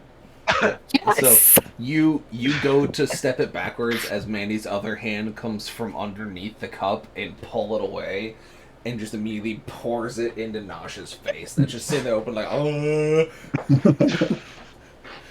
Corporal squints at you in dwarf. Kovral What? is I wanna- displeased. It has been a pleasure narrating your thoughts. And you hear a thunderclap inside the room, and the voice is no longer there. I'm sorry, Coverall. I want to see what happens to him. I want to see what happens. Nosh explodes. No. She's like, Guys, Goodbye, alcohol Nosh. poisoning. fair enough, but you owe me a drink. I will The- get you a drink. You've always heard the saying of don't mix your alcohols. That's doubly sure for rot gut and literally anything else. As Nosh, I'm going to need now another con save at disadvantage. Disadvantage con save. Uh-huh. Oh Fuck. no. A 5 and a 9. Oh no. I want more Thank God alcohol. you're on the floor and your head can point in either direction. But unfortunate for your party, your head is pointed straight up as you're too drunk to realize what happens. As Mandy and Kavral, you're standing next to Nosh's head as Mandy had just poured it in, and you're standing over looking at him like, I wonder what's gonna happen. And then you get hit square in the chin with a stream of blech. And Kavral, you get hit by the back splatter. As Finrod and Tovar, you guys are on the other side of the table, dying. Oh, no. Can I use Shieldmaster Evasion to avoid it? Roll it. Do I it. deserved that. After this, I want to Shieldmaster do a line. Evasion. Oh wait, no. No, wait, never mind. I don't think that's how Shieldmaster Evasion works. What? If Oh, I'm not correct, natural well- evasion? Oh, oh, okay, fair enough. I don't get out of the way. So you just stand there wide-eyed as you saw the cup still out of your hand and then pour into Nosh's mouth. And you're just kind of looking at Mandy as Mandy's looking down at Nosh. And you're just disappointed. Too disappointed to realize that maybe you should move as you realize that now his alcohols are mixing. As Mandy's hit square in the face with this stream that just erupts out of Nosh. And you just get hit with some of the back splatter as it hits her. And you just stand there like a disappointed father, watching their child drink for the first time, and just there's no emotion on your face, only disappointment running through your heart. There's no emotion, only disappointment. Can I roll in my puke? No. Ew. It's already all over you. Because Spewed it once you're straight done, up. And you. Yeah, I know. I'm gonna go take a shower now. the Thanks. stream feels like it goes on for a few seconds as you wonder, where did he get this much liquid in his body? And when it's finally done, you can see that Nosh is covered in gross and is unconscious. And as he finally passes out, Mandy, you are drenched in, could use not really much of a shower, but more of just a thorough walk into a lake and stay there for a while, as it is not pleasant for what concoction you were covered in. By a lake, do you mean just the boiling hot water that is coming out of a sea vent? Probably that would be a good start. And as overall, you feel the same, that a shower and a scrubbing of your armor is now necessary, as well as a replacement drink. Even if you have the stomach for it, as long as your stomach and your heart are filled with so much contempt and disappointment, you're not sure if it will actually give you the joy that you are seeking. But Tovar, as you watch this all happen, you chuckling to yourself, you see out of the corner of your eye is the imp just simply staring at you from about a couple feet away, like very within your personal space, looking up at you eating the corn dog. And it goes, "Man, that was gross, I'm out of here." And just poops out of non-existence. Well, the imp fucking finally left. He thought that shit was disgusting too. I think he couldn't handle his corn dog anymore. Ruined You see his the corn dog appetite. is left near your feet. Look, you motherfuckers! Tovar just magically produces a fucking corn dog. I from nowhere. look. Just, what the fuck? I'm sleeping right now, guys. Mm-hmm. Yeah, so stop talking. So the barkeep, having watched all this happen in the span of a few minutes, Kidding, bird. Make me simply cry. walks towards the table with a mop in a bucket and hands it to Tovar and Finrod and goes, "I don't know what just happened. I don't know why it just happened. Make it look like it never happened." And he just walks back towards the bar. That's fair. Well, shit, we're on cleaning duty. Well, let me fucking get this idiot out of the way. It's you just hear from behind the bar, "I need 2 for duty." God damn it. How are we supposed to clean it up if he's in the way? Figure it out, you're smart adventurers. God damn it. Alright, so I'll grab him by his belt, right? And I'll just fucking lift up his body, and then you just mop underneath it. It's like the vacuuming under the car. yeah, basically. Hey. So I'll just Perfect. hold him up, just one hand, let Dead him- weight. and then just fucking, we'll clean underneath him, and then we'll fucking take him out. Take him out like a rolled up rug, just like over the shoulders, like, ugh. No, over the shoulders, goddammit. I'm not trying to Just get that shit on me. Just literally holding him, fucking one arm, just by the fucking belt, like. Okay, so here's my question to that. Is he dripping as he's little carrying bit. him A out? little bit, yeah. Oh, Alright. You're just I'm just a quick following mop with the mop. behind him. Yeah. Follow him with the mop like it's frickin' oh no, I can't remember the name of it now. Never mind. Curling. That's the words. Yeah, it's like curling. Yes. Yeah. So my stomach was as- curdling. Yeah. So as Tofar and Finrod have the mop and buckets and are preparing to clean up the death by alcohol that occurred here, Mandy and Coverall, you excuse yourselves to go deal with your own problem. As you're essentially gross, to the point where the barkeep has to hesitate from just hitting Mandy with a mop and just kind of like squeegeeing you before you go near his stuff. And he's like, use the muck room out back, please. Thanks. Alright. Let's go, Coverall. Yeah, that sounds good.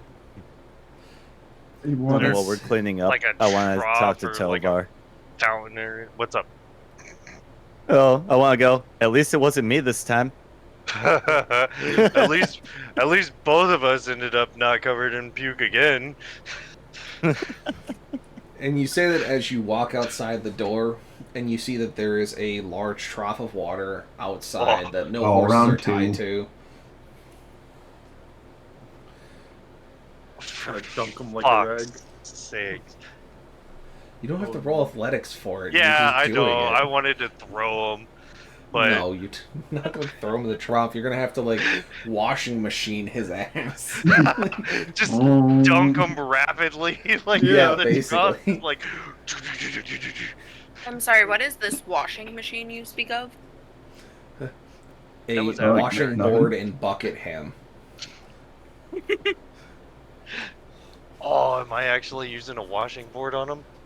I mean, you goodness. don't have one the size for him, but that's the idea, is you're just like, dunk, dunk, dunk, dunk, and like you shake him off a little bit, and then you just like dunk him in the water some more, shake him off a little bit. I have to like wake up midway of me doing this. Yeah, Like, what the Nosh, fuck is you- going on? And then I just dunk him again. Sorry, Nosh, all I you heard wake was up- wake up mid-wipe and like, Hey, what? Nosh, you wake up as you hit the water the first time, and your only reaction is, what the fuck? As you just get chugga, chugga, chugga, chugga, chugga, and you come out of the water, and Jesus. you get like a second to be like, no, stop! As you get like dunked back in, and you just shuck around a whole bunch. I'm awake, and I'm awake, I'm awake. Do you guys mind giving me just a minute? I guess the cops are at my apartment complex, and we're trying to figure out what's going on. All right, I'll be back in a jiff. we will let you do that, and so you guys will Be basically safe. wash off Nosh. Indeed.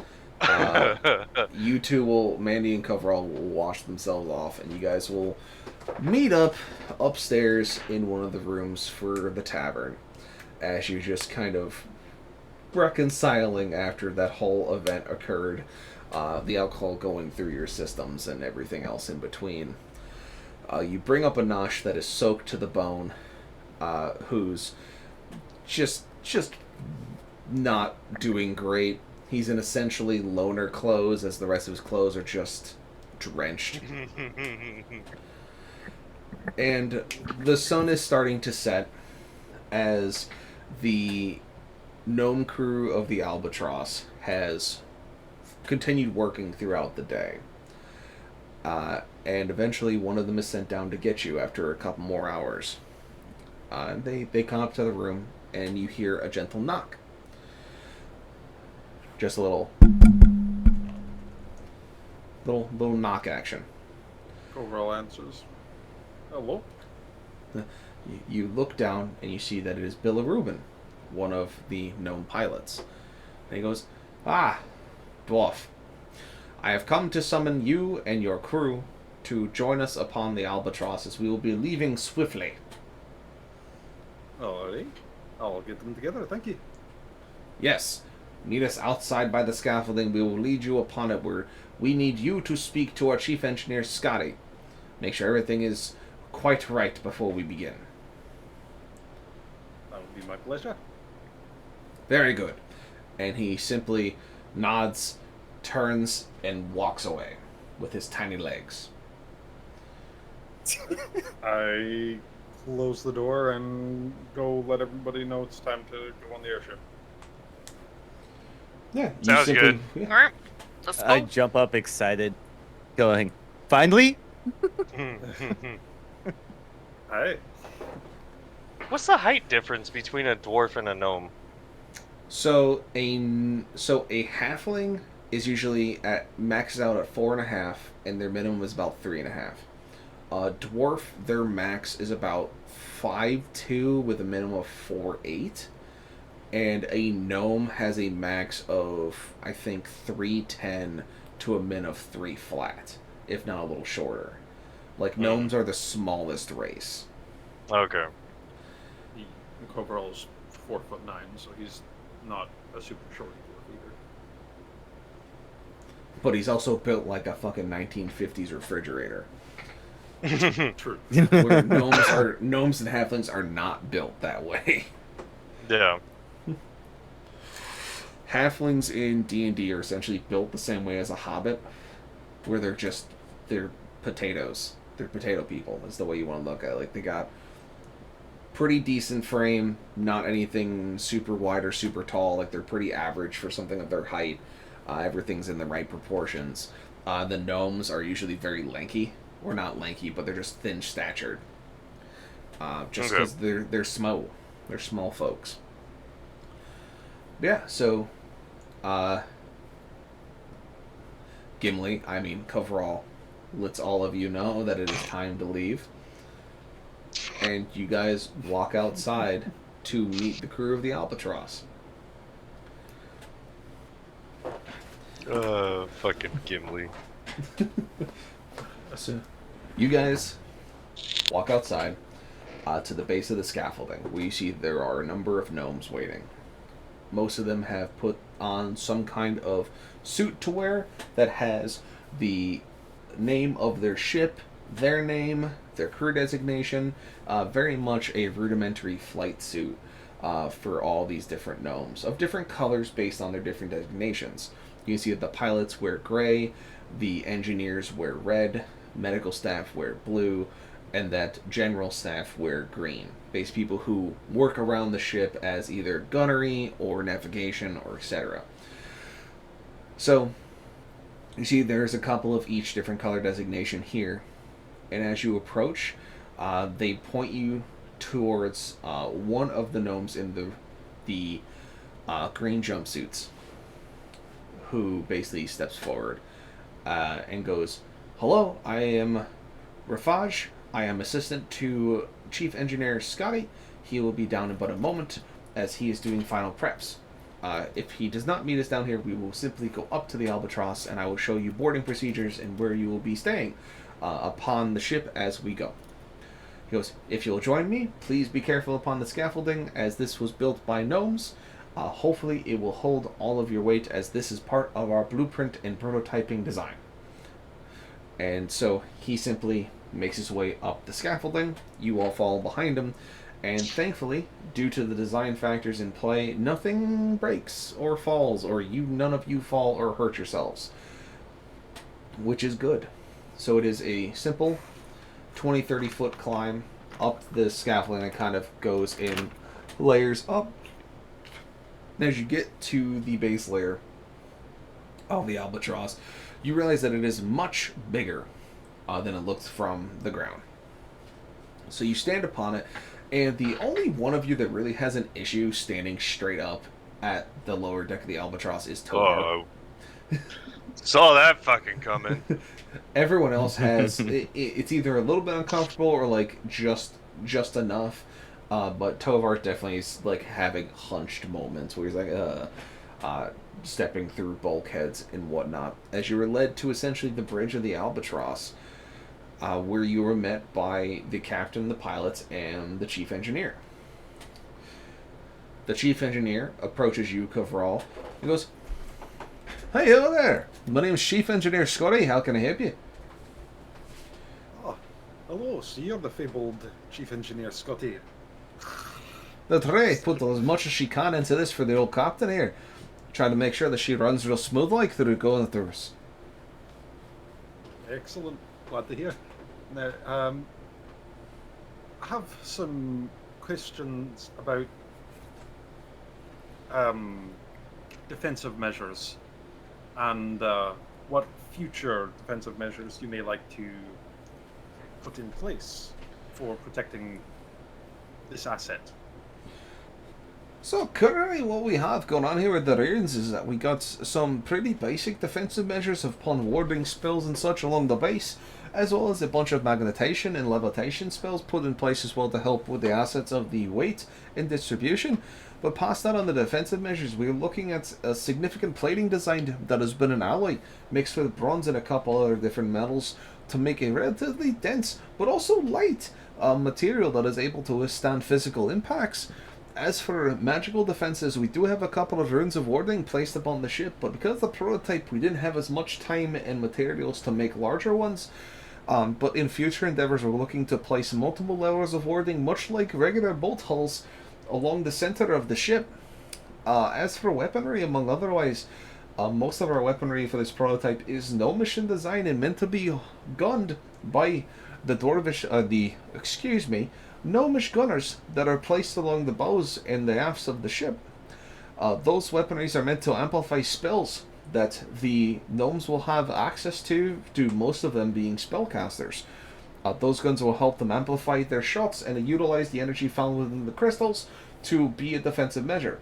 In the future, depending on the situations we find ourselves in, we can implant more conventional weaponry, be able to use by multiple different species, as well as be slightly taller. As I can see, your tall friend here is having issues walking through. We did not expect someone of such height to be aboard the ship for its maiden voyage. Apologies. It's no problem at all. It's hard to account for such things. Just find him a place to sit. He'll be fine. We have plenty of seats along the viewing deck that's just above here up on the bridge.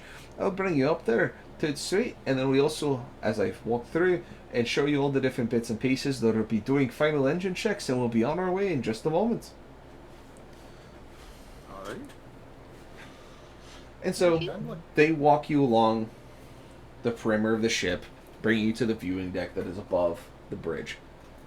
In there are a number of seats that looks to be that this viewing deck would soon become a passenger compartment down the line, as well as they show you the cargo compartment where they have a significant weight of essentially mock cargo that basically to test its buoyancy as well as to test its ability to fly with that added weight to it.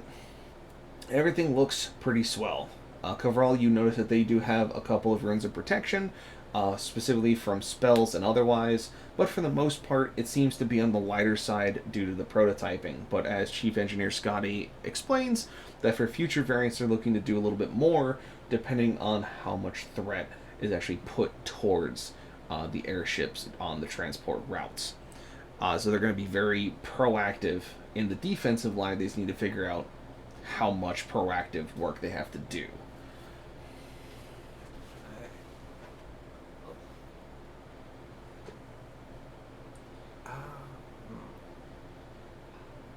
No, I had an idea, but I don't think there would be any way that Coverall would actually think of that, so never mind.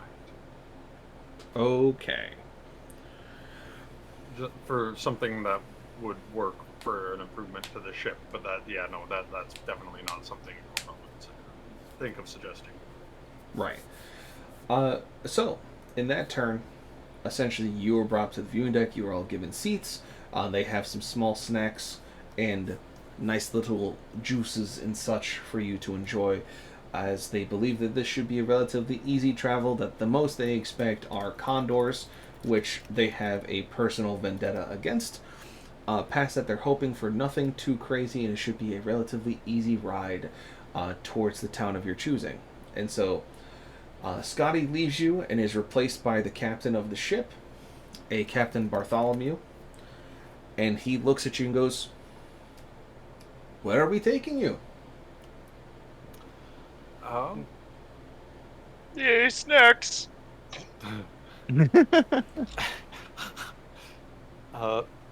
Well, I do believe Broken Earth was our next stop, was it not? Yes. Oh, would you be able to drop us off on the northwestern side of Broken Earth? So, just to be on the safe side. That would There be... is reports of a siege going on, so we don't want your ship to be at risk, but as close as you can get us. That should be simple enough. What we'll do is we will come off the shoreline from Golden Fields, and we will simply come across and hug the shoreline down and land next to the Crucible, dropping off near one of the main roads, and then you should be able to walk to Broken Earth from there, or other reliable transport. That should be an easy 40 or so miles, when we expect nothing of consequence to happen due to the flight path, so it should be an easy ride, and we should be there in a couple hours. Alright, that sounds good to me, thank you. And so the captain nods and goes, any other questions or concerns before we set off? None of my own. And Kovarl looks around questioningly to the other party members if they do. No, if you just look over at me and you just see like my eyes all like wide open, going like glaring, just going yes, yes, yes. Fly. I'm not sure about a concern, but I do believe my friend here is a little excited about flying. Is there a particular spot he'd have a good view? He can simply step to the front of the viewing deck, or if he wishes to, he can step out onto the railings on the side of the ship that are on either side of the viewing deck, here and here. That will give him the best view to watch the ship take its maiden flight. Alright, and I motion to Finrod. I kept wanting to call you Swellrod still, sorry. If you called me Swellrod, I would have looked down at myself and touched my body like, I think I need to start working out.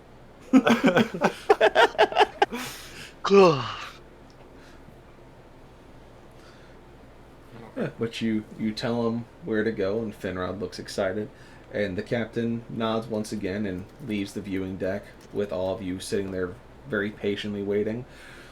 And you hear him when he gets back down to the bridge. You hear a number of commands get put through. Essentially what they have is an intercom system, or of some design. As he starts calling down checklists of... yeah, that would be a good idea. That'd definitely be a gnomish idea, but I don't think Kovarl himself would know that. Kovarl would be like, more armor is needed in cannons. Cannons. Yeah, yeah. But you hear the commands going through of cargo checks, personnel checks, weapon checks, and engine checks, and everything coming back green.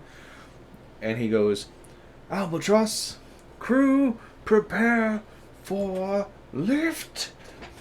And you hear the engines on the side of the ship start to whine a little faster as you hear the tethering ropes disengage from beneath you.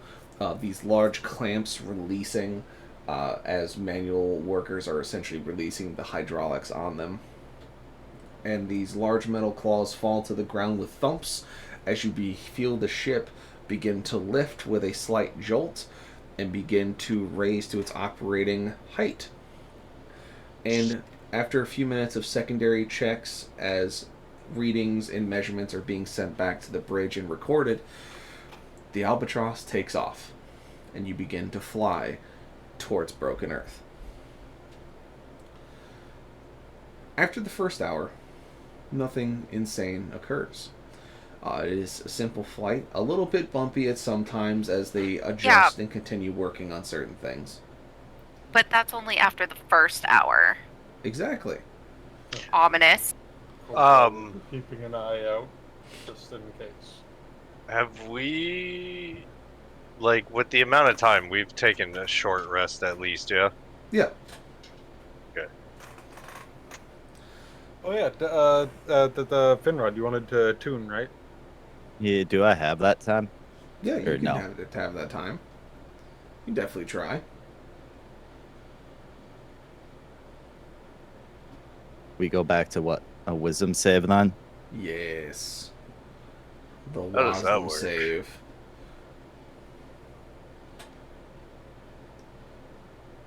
Oh, come on, come on, come on. Give me some luck today. Don't forget, there are also And fake lucky dice. roll. Also, Lucky. yeah. Lucky roll. Well, I got 3 luckies. Yeah. After I yeah. rolled, I didn't even let him say it. I said lucky. Lucky roll. Fair enough. And lucky. Oh. That was a lucky. Let's see. My luck is not there today. Oh my Jesus. goodness. So, with the 14, Yep, because I get to pick the highest. yes. So, with the 14, you feel that from what you learned earlier today when you had your moment of being Swole Rod, where you felt what true physical strength means, you believed you found the meaning of what the gauntlets were looking for. As you stare down at them, placing your arms inside of them, you think back to that feeling, to that understanding of what exactly it means to use them, with both the strength and the understanding to do so. You saw that what can happen when you uncontrol your strength, and that you leave it to just sheer will.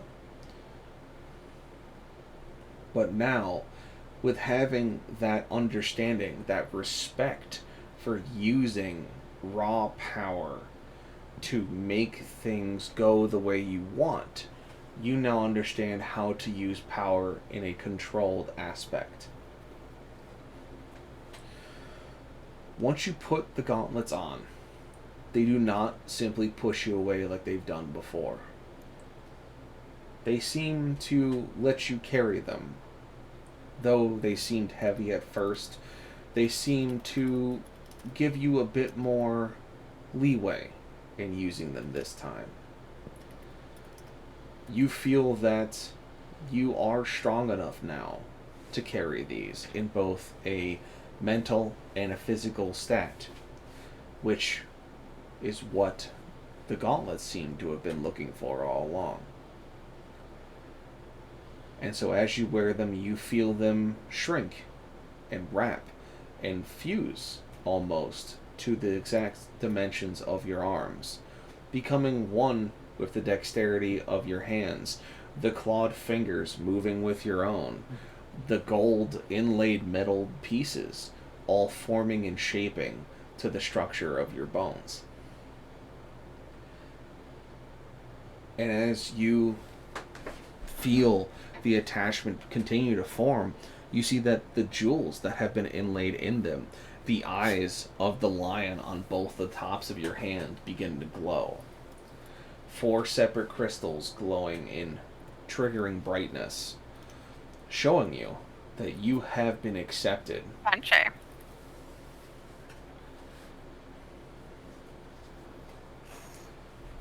And that you have successfully attuned to the lion's gauntlets. Woo! Yeah. Excellent. Thank you. So that means I can hit the attune and actually equip them now. Yes.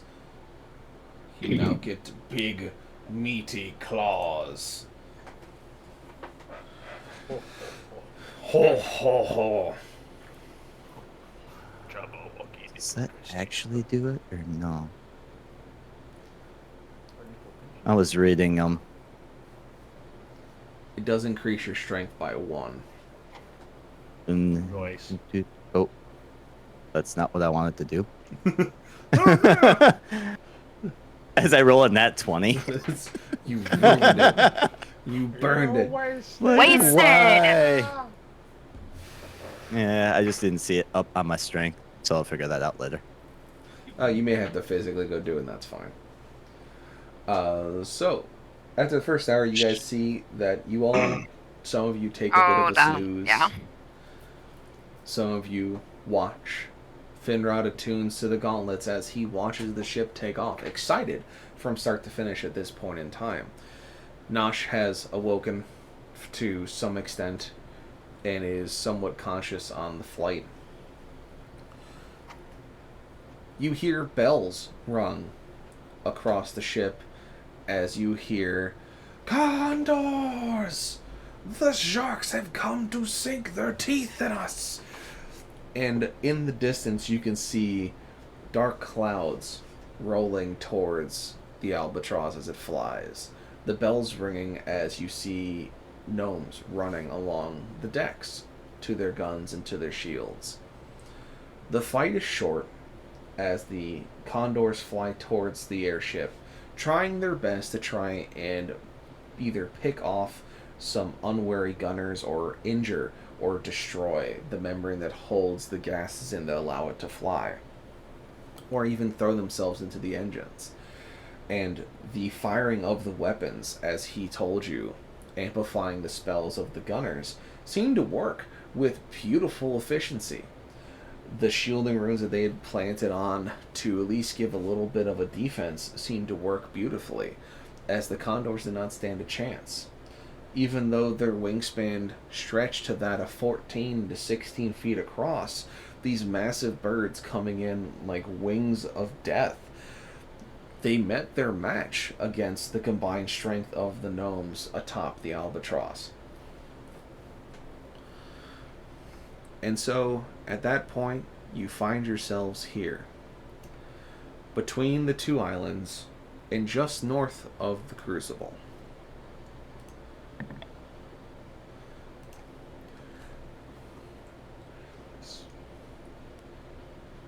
The air is quiet. The condors are gone. The wind whips past the albatross as its speed continues to increase. The engines humming their known sound, making you feel as if this is the way one needs to travel, of that a marvel of this technology is something that should be shared and made more common in this world, and of what good you could do is outweighed by the uses of the bad.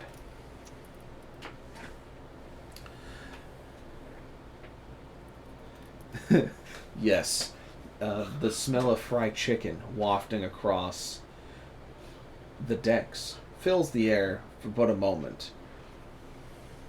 Oh, Tovar's hungry again.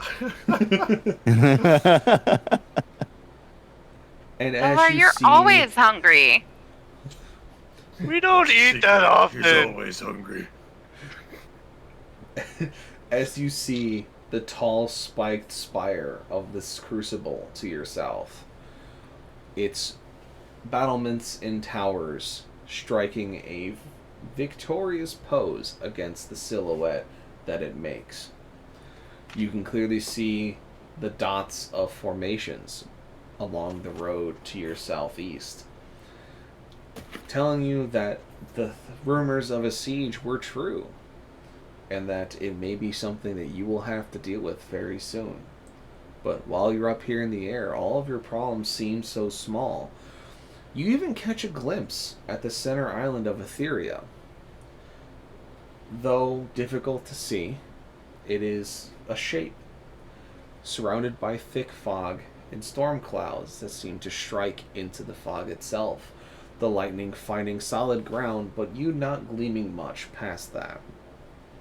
Though at one point, in between the breaking cloud forms as they swing about the center aisle, you can see but a single angle of a blackened stone building standing against the white clouds, before it is simply covered once again. You enjoy your time upon the wind, until a sound breaks the silence. A grumbling of a Goliath's gut.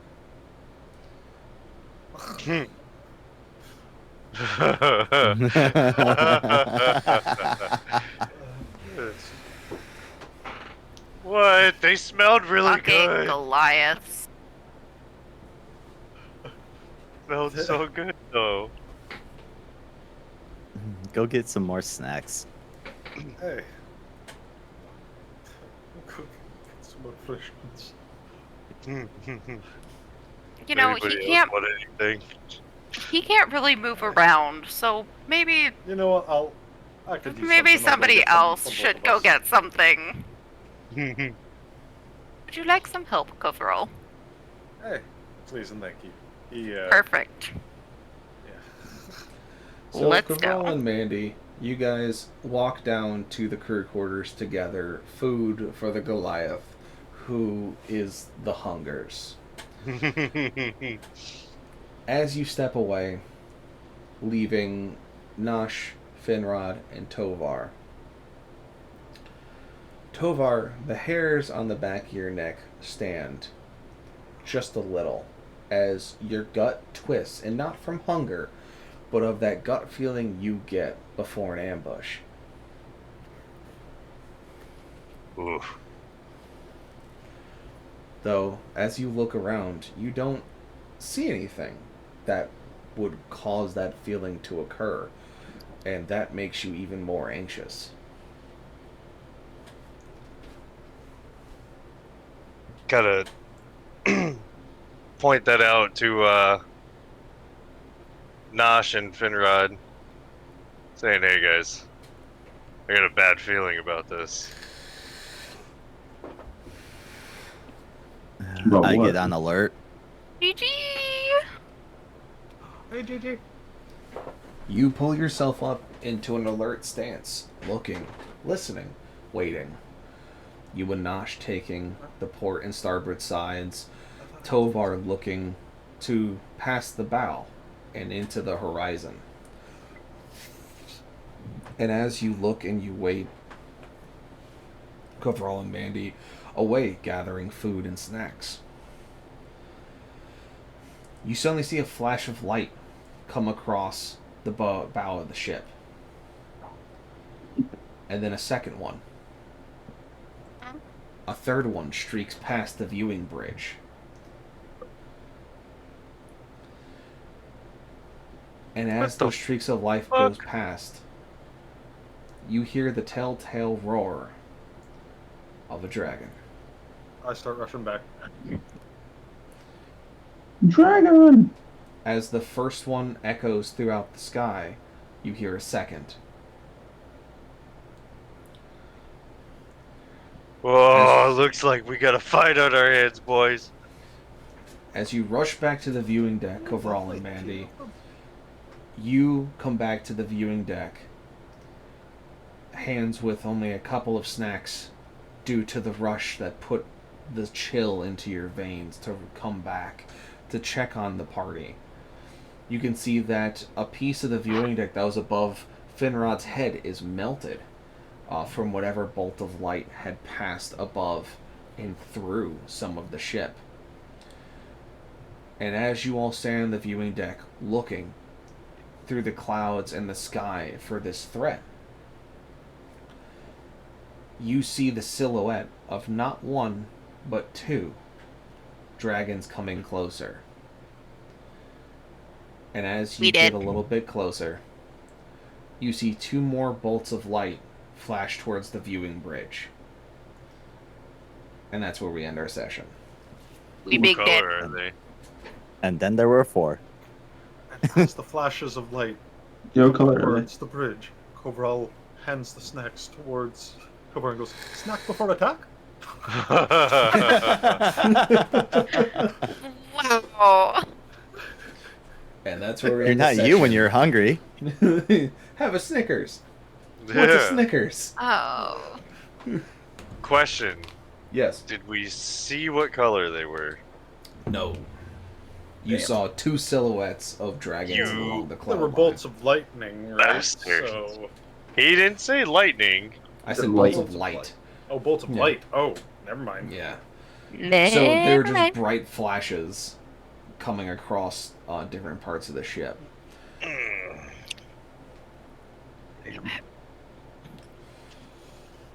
Yeah, but that is that is where we ended for today. Is where next week we will come back to the fight aboard the Albatross to getting to Broken Earth to complete the siege. Hmm. So let's break it down. Let's go ahead and go into our little AR situations. So we're gonna set up the little, where is my thingy? There. So let's do a little Etheria breakdown. Favorite moments, good things, bad things, funny things. Start with Finrod. It's on top of my Discord list here. Honestly, I love the curse that we started off with. That was really enjoyable.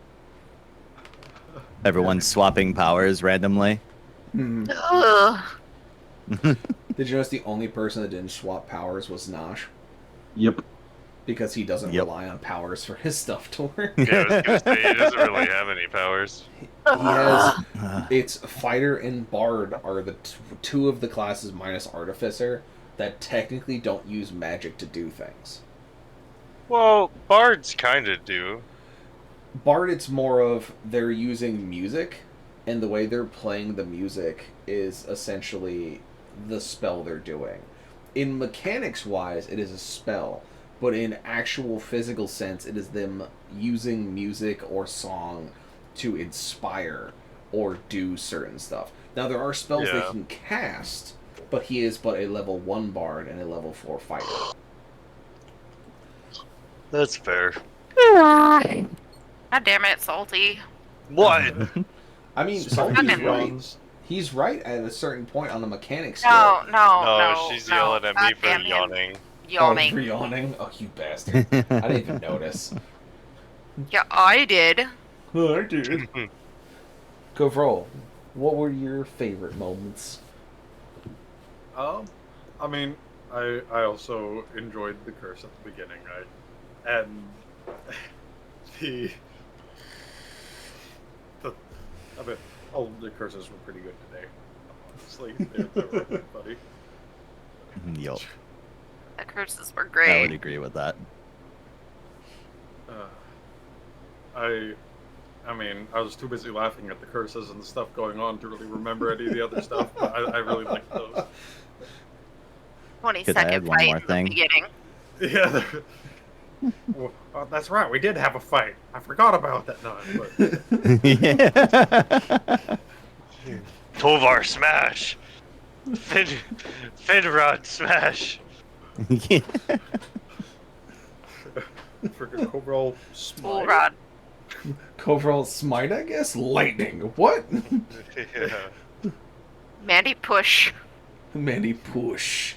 It was essentially like having a fucking party with two barbarians in that first fucking fight. Yeah.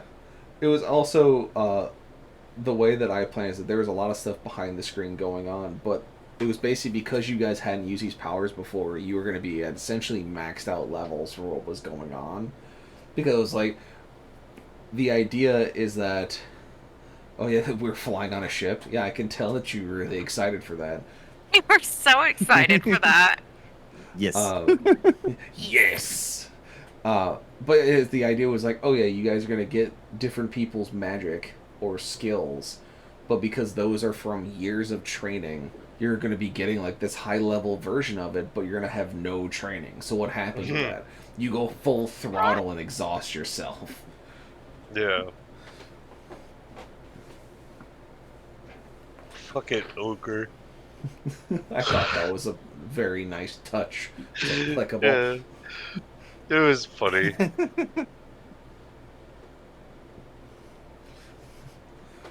Alright, Mandy. Becoming a tree stump. Me? Yeah, the fucking you. goddamn. I actually Log. really enjoyed drowning Nosh in alcohol. I did not enjoy getting covered in his puke. That was gross. Yeah. Oh, look, if it isn't Stealing the my drink. consequences of my own actions. What? No. Not No, never. my actions. I am innocent being. Huh. Salty. What? You're supposed to, help me out Not- here. Not yawn and also tell her that she's innocent. Yeah. No. When the fuck do I ever agree that you're innocent?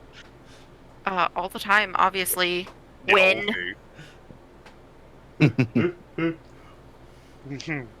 Mr. I Nash, never do. what you got? I would have to say salty, hallucinating, and being the only person seeing an imp eating a corn dog seductively. Technically, he Seductive never corn said dog that it eating. was. So. He said it was what's- suggestive at one Suggestively point. at one No. point. So, I did. Salty He did, just- and I went with it. Yeah. Exactly. He just So kept it's saying that he was still there. eating the corn dog. He was eating the corn dog. just Like, like a I normal eating of the corn dog. It's fine. Ern, I don't think you ever said the words suggestively eating the No. corn dog. I think It was- I was the only you one that did. said it, and you just never corrected it. Yeah, I just yes-anded. I improv. I was just like, yeah, that's funnier. Let's go with that. Could you imagine like a demon or something just like right next to your face, just munching on a corn dog? And That's you're the right. only one to see it. That's why I was like, what the fuck, Oh. man? Why is it always me? I also liked it where I was like, oh yeah, he poofs out, and you're like, oh thank God, and he just pops up again. You're like, damn it! Yeah. I never asked for this. I never wanted this. Oh, man. That or my one good idea being the conscripting, Oh. I guess, I of was the so Albatross. proud of you. It was a pretty solid plan of like, oh hey, what are we gonna do with this airship? Make an Enterprise. That's actually a really good plan. The USS Enterprise. So, I want to extrapolate on one thing during that interaction. Do you know where the word Drakini comes from? That isn't that actually Star Trek? No. Oh, I It's thought that from a was- fantasy movie from the 80s that's very famous. Hmm. They made a series of it recently that was a sequel to it. The last couple years. Are you talking about Lord of the Rings? No. I was about to say, it definitely couldn't be it, because Lord of the Rings was a little later than that.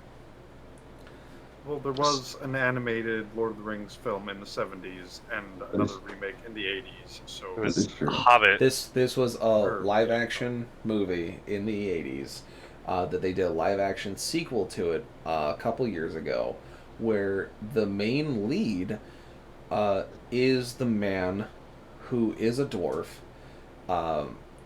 and played in a number of horror movies as the Leprechaun, as well as a number of other very interesting characters. Oh, Willow. There you go. Yeah, so No idea what the fuck you're talking about. Wait, the movie someone brought up Willow. that was you. That was you and your wife last night. You and Yeah. Carson. Yeah. It's my wife's Talking favorite about movie. Willow. Yeah. And Favorite so it's the way that the brownies, the little fairy gnome people, basically describe humans. They call them drakinis. Hmm.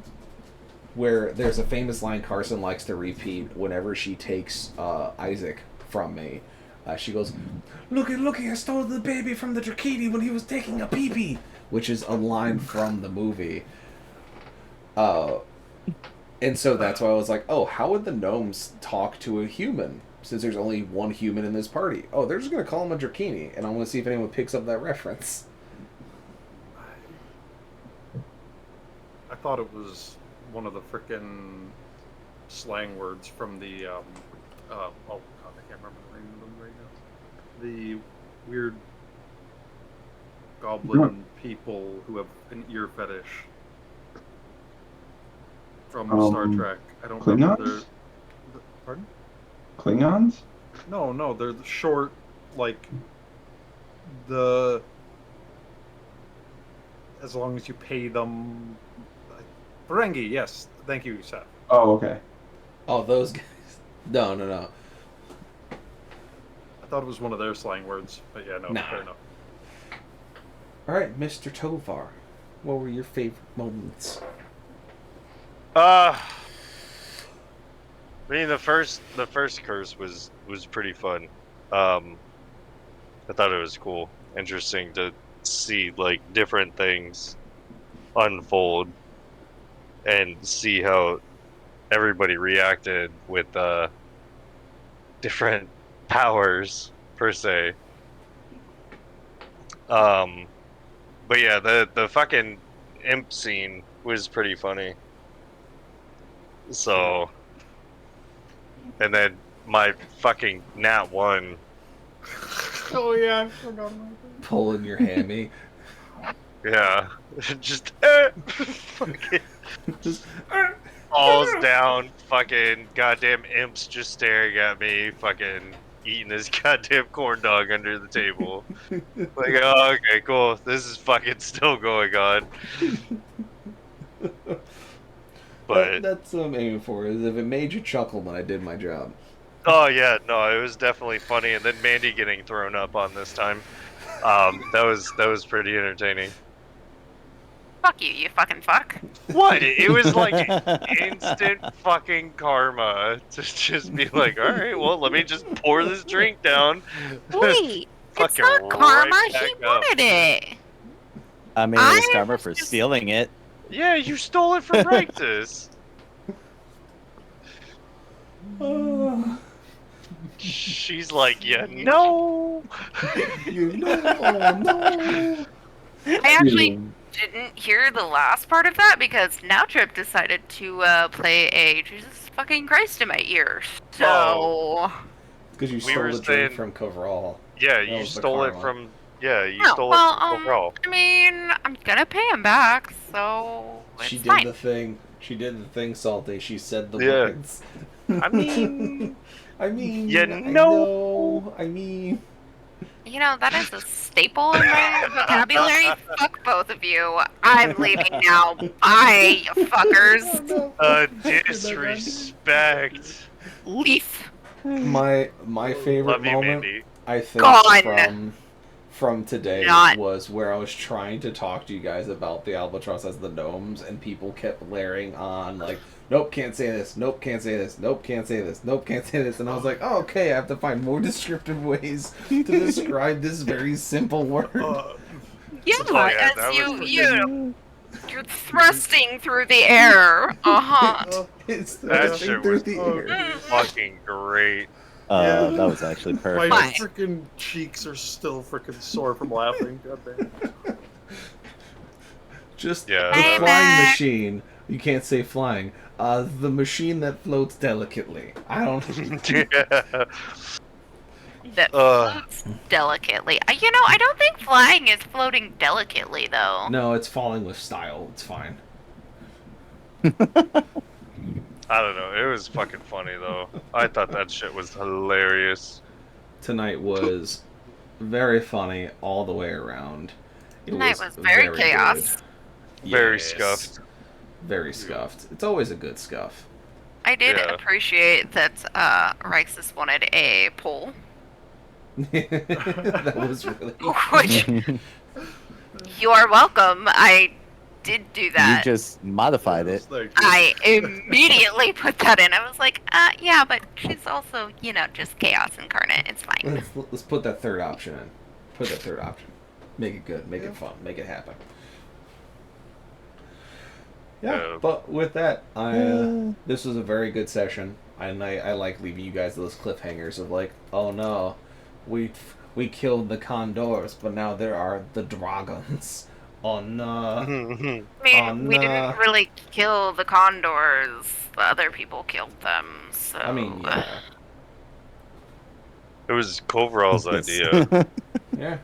Finrod fly, Finrod happy. Yes. Finrod fly, Finrod happy, and then Finrod now has his gauntlets working, which Gauntlets. is also a good thing. I just got to go through because I was looking at some of that for the bonuses. I got to figure out how to get those added. You should be able to do them mostly manually for like upping stats and whatnot. Well, so is it a custom? Did you make it a custom, like a homebrew item, or it's no? a homebrew that I pulled from the Yeah, library. it's a homebrew. Okay. Because, fuck. So I'm gonna belt- want to talk with you about some of them. Yeah. Nah. Yeah. Well, and I still need the fucking. What are we calling that helmet? What was it? The fucking dread That's helmet? the dread helm. The dread helm. Yes. Is that an actual? Nope. That is an actual item out of Xanthem's Guide to Everything. I just gave it a little bit of twist to make it more fun, because what it currently does in the Xanthem's Guide to Everything is it just makes your eyes glow red. That's it. So I made it cooler. So just you can basically just put in a note that if you activate the helmet, you get advantage on intimidation. Okay. I mean, it's pretty straightforward. Nothing too crazy. Well, it's not actually like popping up in the fucking It's items. because I don't and shit, have the so- source book of Xanthem's Guide to Everything. Okay. Because I started doing the loot generation off of 5e tools because it gives me a much wider selection. And gives me more ideas for what you guys can get as loot from certain encounters. But unfortunately, it pulls from the Guide to Everything, which covers all of the base gear and then a bunch of the magical stuff from that book. And so if I get the funds, I could probably get it. That way it could be shared with you guys and you'd be able to access all that stuff, but that is a not today problem. Yeah. And then Finrod, because it's in your bag of holding, the gray bag that you got from the merchant is called a Bag of Tricks, gray. Okay. Oh yeah, and by the way, like I just like spaced out and like it was a blank moment, so sorry if like someone else wanted that. I mean, I just remember didn't hear any Tomar being talking like- and like I spaced out. I remember Tor just being like, show it in the bag. Just it's For gotta go in the bag. the potion. For the potion, you potion. said that. I mean, if someone else wants it, you guys can just be like, Finrod We gave can- it to yeah. me. Yeah. Bag I'm not gonna of be like, tricks, I'm not gonna have gray. you be like, roleplay taking the bag from Finrod. I don't know, owe him a favor, clean his socks. I don't know. You know, I'm not gonna do that shit. Judging from the name of it, it would I mean- probably serve either Mandy or Nosh best. Accurate. Probably. Very accurate. Which bag of tricks? The gray bag of tricks? Yeah. Probably Yeah, it was Josh more so than me, though. Honestly. Probably. Yeah. Yeah. Yeah. Nosh is Knowing what it does, it'd be a lot funnier to be used by Nosh than Mandy. Fair enough. Oh, dear. Just because of what it does, and no spoilers, y'all who know how to look up the DMG. I have it. I have it. I can just open up my book real quick and be like, oh, that's what it does. That would be funny. Because I already know what you're talking about. Mm-hmm.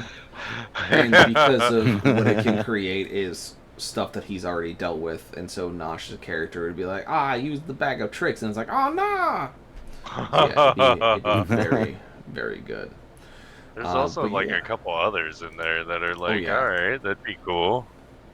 Oh, Yeah, deck of many it's- things. That's why. Listen. If we use the deck of many things, we're using my deck of many things. Oh, not 5Es. No, because mine is worse. I don't like that. Thank Yes. you. I just want to own a property in a random place. Just Burn sitting there going, no, we're using my deck of things. Thank you. That So, scares me.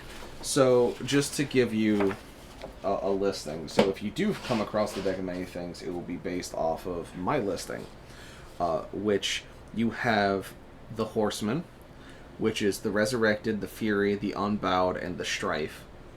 You have the 4 keepers, which is the Twisted Clover, the Drill. Actually, no, I changed the names when I wrote them down. Oh no, it was Grace, Brute, Fury, and Strife. Then Twist, Breaker, Grievance, and Seer. You had then Sight, Deft, Poly, and Iron. Then you have Awaken, Breach, Veil, Rock, Throne, and Vizier. Followed by the Moon, the Sun, the Gem, the Star, the Comet, and the Key. Then the Night, the Fates, Void, the Talons, the Flames, and the Skull, which I think those go into the standards. But yeah, so I have a bunch that I've custom made. This is only 16, which a standard deck of many things is 13, with an expanded being 22. But I like mine better, because they're a lot funnier. Why do I hate you so much? I don't hate you that much. I like making my games interesting, because if we played the same flavor as everybody else, we wouldn't have a nice gumbo. Yes. Yes. But with that, that's all I got, ladies and gentlemen. That's all I have for tonight.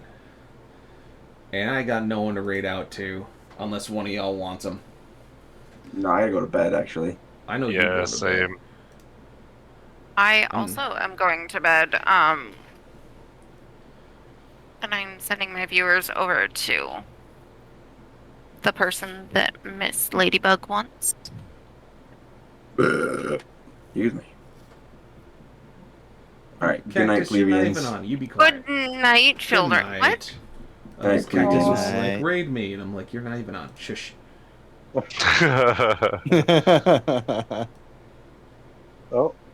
But, you provided know, he still wants to, I'm going to be hopping on some games with Travis and possibly other people.